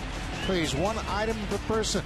Call the Blue Jays directly at 416-341-1234. Log on to BlueJays.com or stop by most Rogers Plus locations to get tickets to meet Tom Hinkie on Sunday. Rookie Mark Trumbull comes off the bench to take over defensively for Russell Branyan at first. Edwin Encarnacion takes the first pitch breaking ball that catches the outside corner. Encarnacion, like Batista, is questioning Rob Drake's strike zone.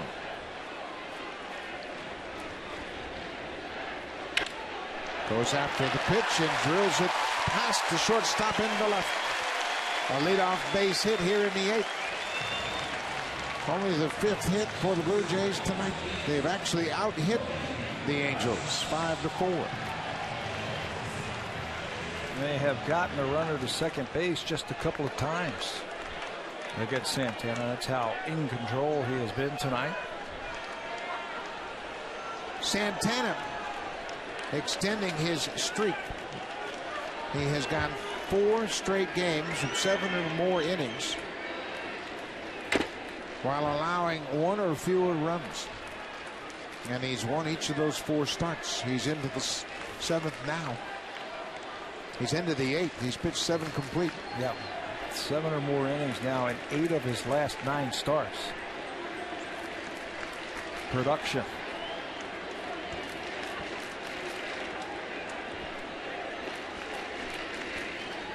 Colby Rasmus cuts on the off-speed pitch. It's 0-2.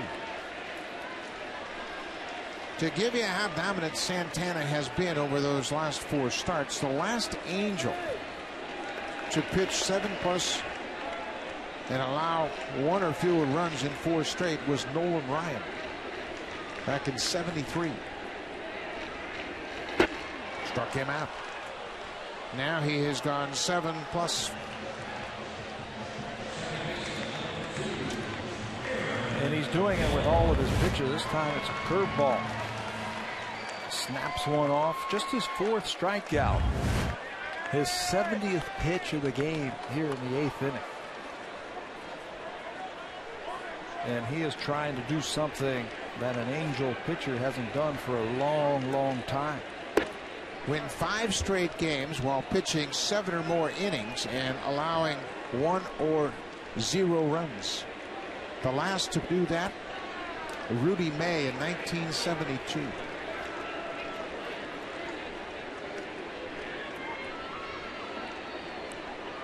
Aaron Hill looks at an outside pitch. And he wasn't just borderline on all those things. I mean, he took it to the next level. Rudy May was a big left-hander, big power arm, and he went through a stretch late in the season. He won 5 straight. Through 4 consecutive complete games, 9 innings. And the 5th, he went 11. Cut on and missed. So Rudy May went through that stretch of 5 games. He allowed 3 runs over the course of 5 games, had 5 complete games. And one of them was an 11-inning job. The last one, yeah, just for a good measure, he went 11 to beat the White Sox.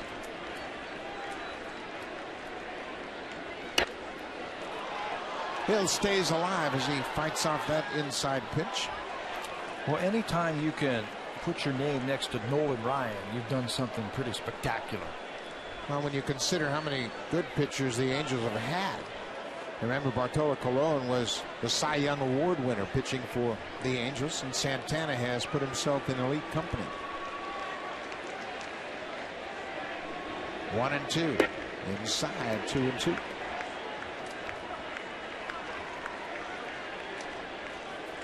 But we have mentioned that Santana will give up the long ball. The Jays need to get a couple more base runners on him. Yeah, to make it close. 18 times he has given up a home run this year. Hill chases that breaking ball down and away. Second strikeout of the inning after the leadoff base hit. Everything is down. Everything is out of the same arm slot from Santana. Don't guess with him, because the way he is working right now with Bobby Wilson, you're going to guess wrong. Jose Molina has one of the 5 hits against Santana. He had a double but was thrown out trying to stretch it into a triple in the 3rd.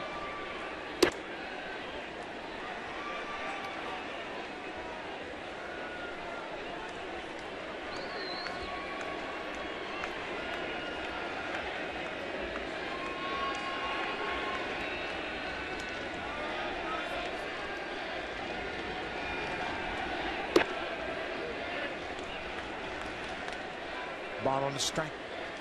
Right on the corner once again. And you keep waiting for that ball on the inner half, or you're going to try and turn on it and get an extra base hit. He just won't throw it there. Pop down the right side over near the seats. Trumbo over giving it a look, but it's out of play. Ervin Santana, as Pat mentioned earlier, has not lost a ball game since June 21st interleague play. at the Florida Marlins.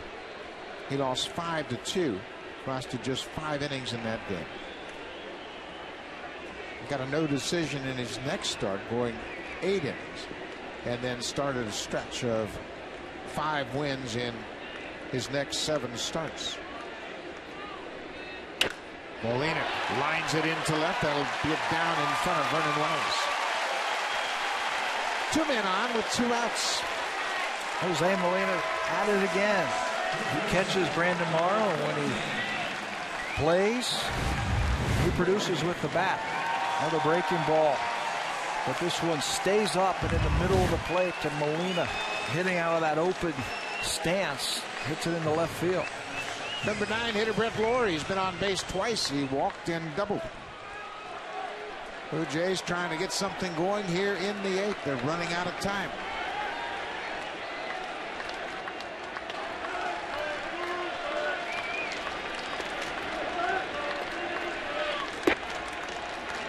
Big slow breaking ball in there for a strike. 2 outs, runners in scoring position. A small sampling, but effective so far. 2 for 4 for Brett Lawrie.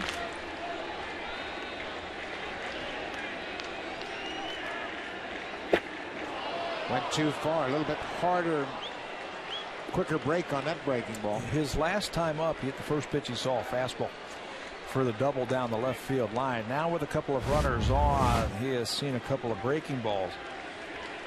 That time a little bit further off the plate.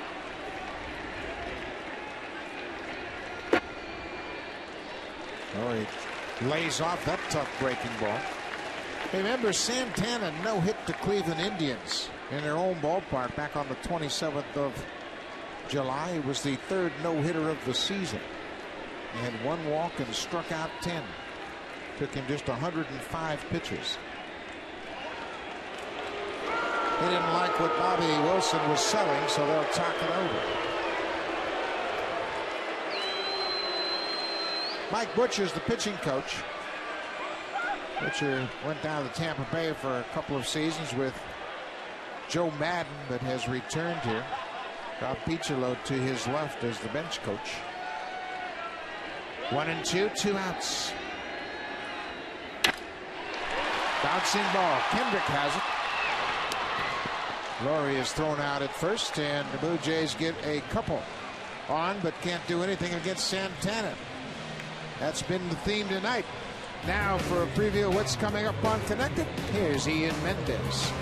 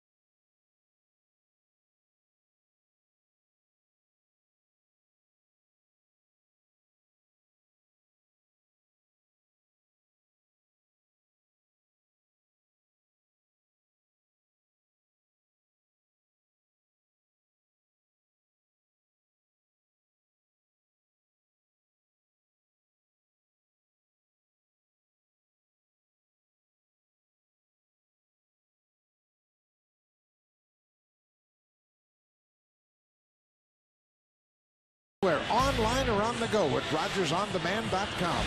The Angels as a team have turned to 6 smooth double plays in the American League, and you won't find one prettier than this one to end the first inning.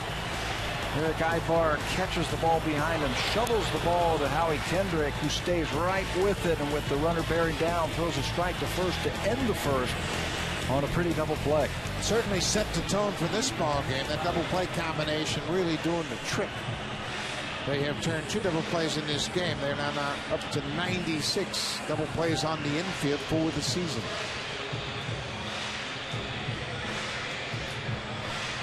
Howie Kendrick will start things off. Edwin Encarnacion had a base hit his last time up. He's 1 for 3 tonight. But the Blue Jays, even though they've out-hit the Angels, they trail 5-0. The third Blue Jay pitcher of the night will be Jesse Litch. Brandon Morrow for 7. Casey Janssen pitched the 8th, and now Litch comes in.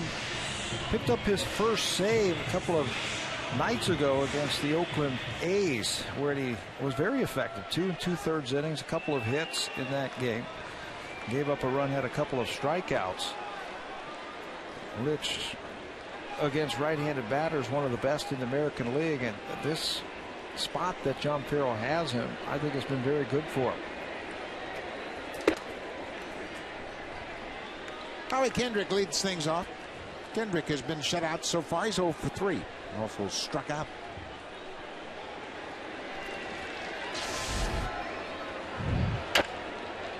Bounced to foul. Jesse Litch has been a different pitcher since he's pitched out of the bullpen. This is his 5th appearance as a reliever. He's pitched a total of 7 2/3. He's allowed just 3 hits.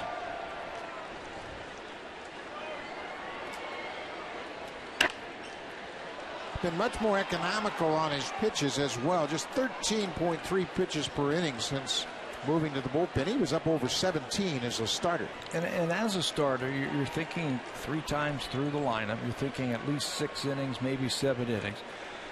So you've got to use all of your pitches. Now as a reliever, he can cut that down.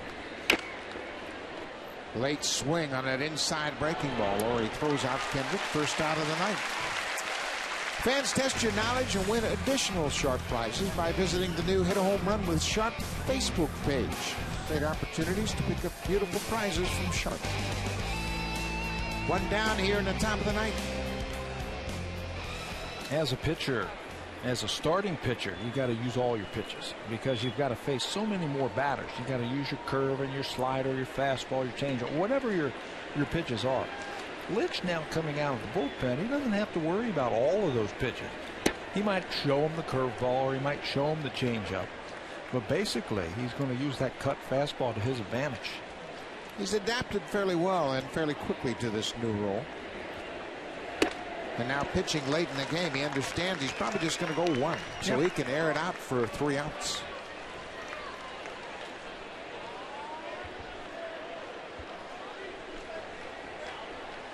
Peter Borges, the center fielder. He was one of those walks that came around to score.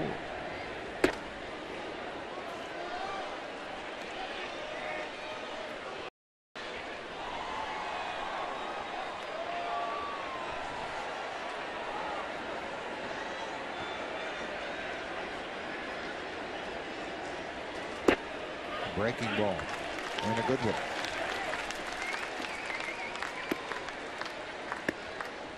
Top of the ninth. Blue Jays haven't been able to do anything with Irvin Santana. That strikes out Borges. 2 up, 2 down here in the ninth. Let's check in quickly with Jamie Campbell.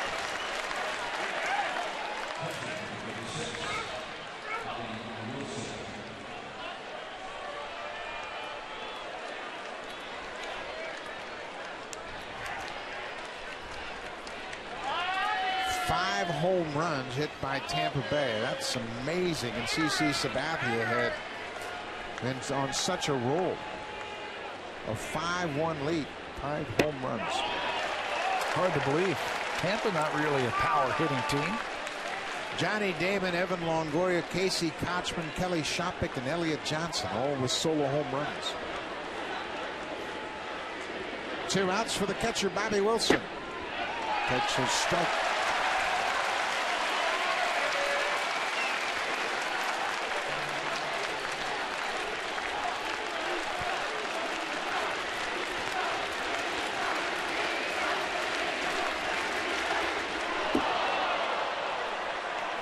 Tried to do too much with that breaking ball, steered it right into the dirt.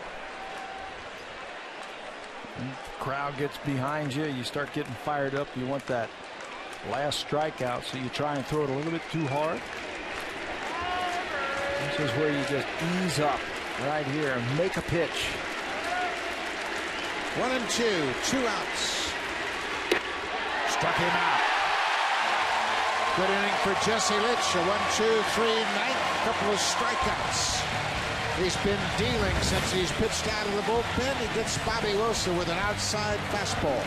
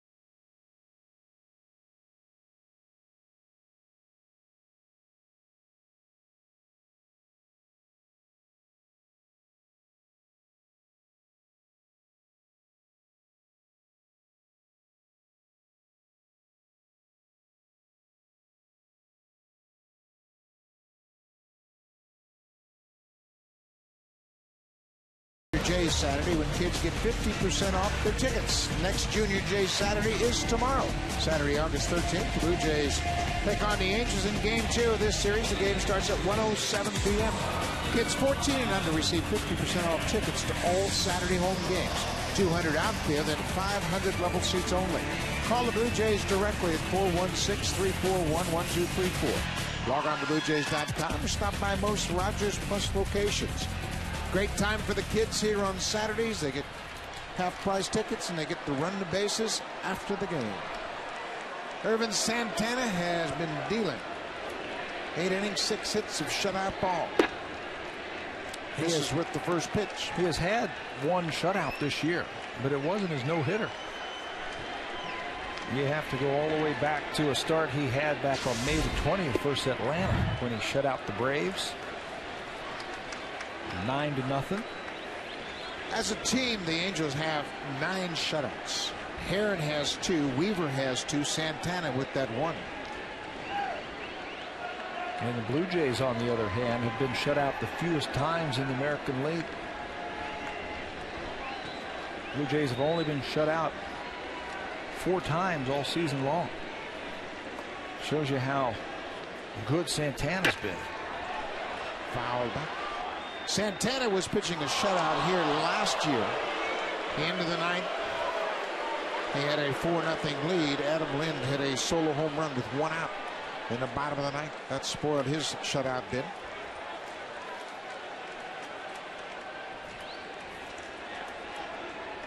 One and 2, and Escobar stays alive. The American League leaders in shutouts, Derek Holland and James Shield. Holland of the Rangers, Shields of the Rays, both have 4. Jason Vargas of the Mariners has 3, and then you have Verlander, Weaver, and Heron all tied with 2.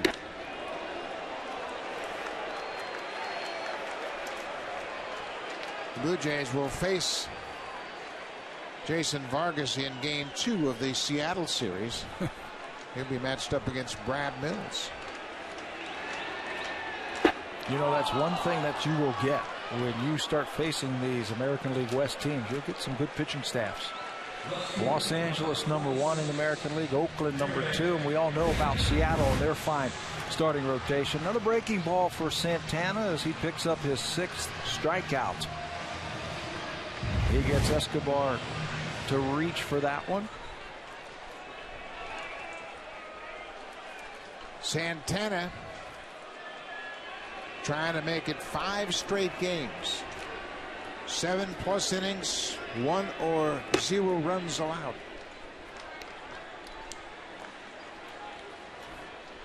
He would be the first Angel since 1972 to put a string together like that. Eric Thames. Thames has one of the 6 Blue Jay hits off Santana. Plays off that breaking ball.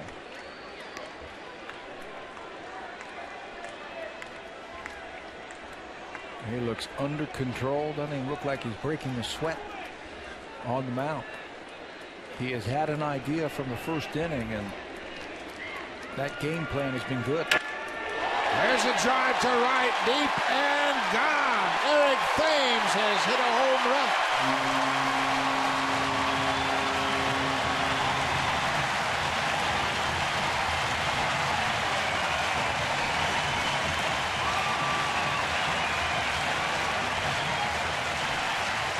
He was out here early this afternoon, Eric Thames, along with Jose Bautista, with Dwayne Murphy going over his swing, trying to find it. Well, he found it. His second hit of the ball game, a slider over the middle of the plate, and he attacked it. Stayed down and threw on that one. This one over the middle of the plate, and he extends and hits his 6th home run. Just like last year when Santana was trying to close out a shutout, a one-out home run spoils it. Ball and a strike to Bautista. Another slow breaking ball in there.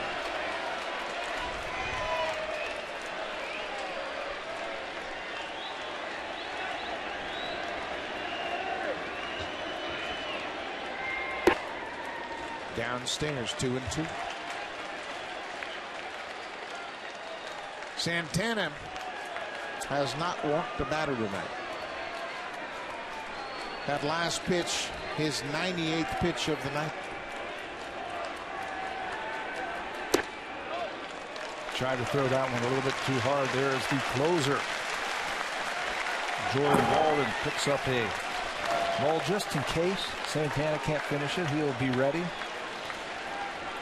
Through the first 6 innings, he only averaged 9 pitches per inning, Santana, so there's plenty left in the tank.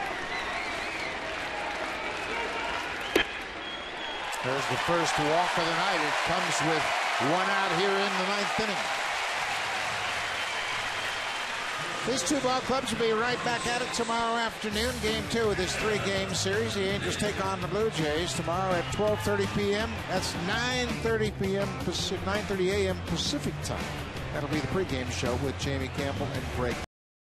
It'll be on Sportsnet East, Ontario, West, and Pacific. Ricky Romero will hook up with Jared Weaver in the middle game of this 3-game series. Mike Butcher to the mound. Quick visit for Santana. He said his piece, and he is back now to the dugout. Just 100 pitches, and as Pat mentioned, boy, he was at 54 pitches through 6 innings. So he should have plenty left in the tank. Look at the numbers. 5, 7, 9, 9, and 10. Low pitch innings.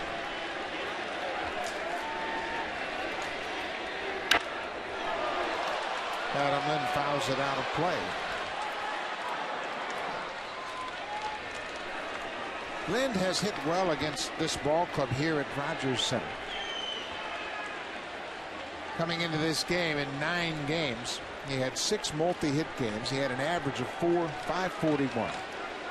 He'd gone 20 for 37 in the previous 9 games. Bounces this ball to second. Kendrick quickly to Ibar, back to first, double play. A 3rd double play turn denied, and that'll do it. Ervin Santana gets the complete game. He didn't pick up the shutout, but he shut down the Blue Jays dramatically on just 7 hits. Well, they've been doing it in the middle of the diamond all night long. This is 4-6-3. Second base, Ibar. You see Bautista trying to break it up, but no chance as Ibar very quickly with those hands finishes off this ball game.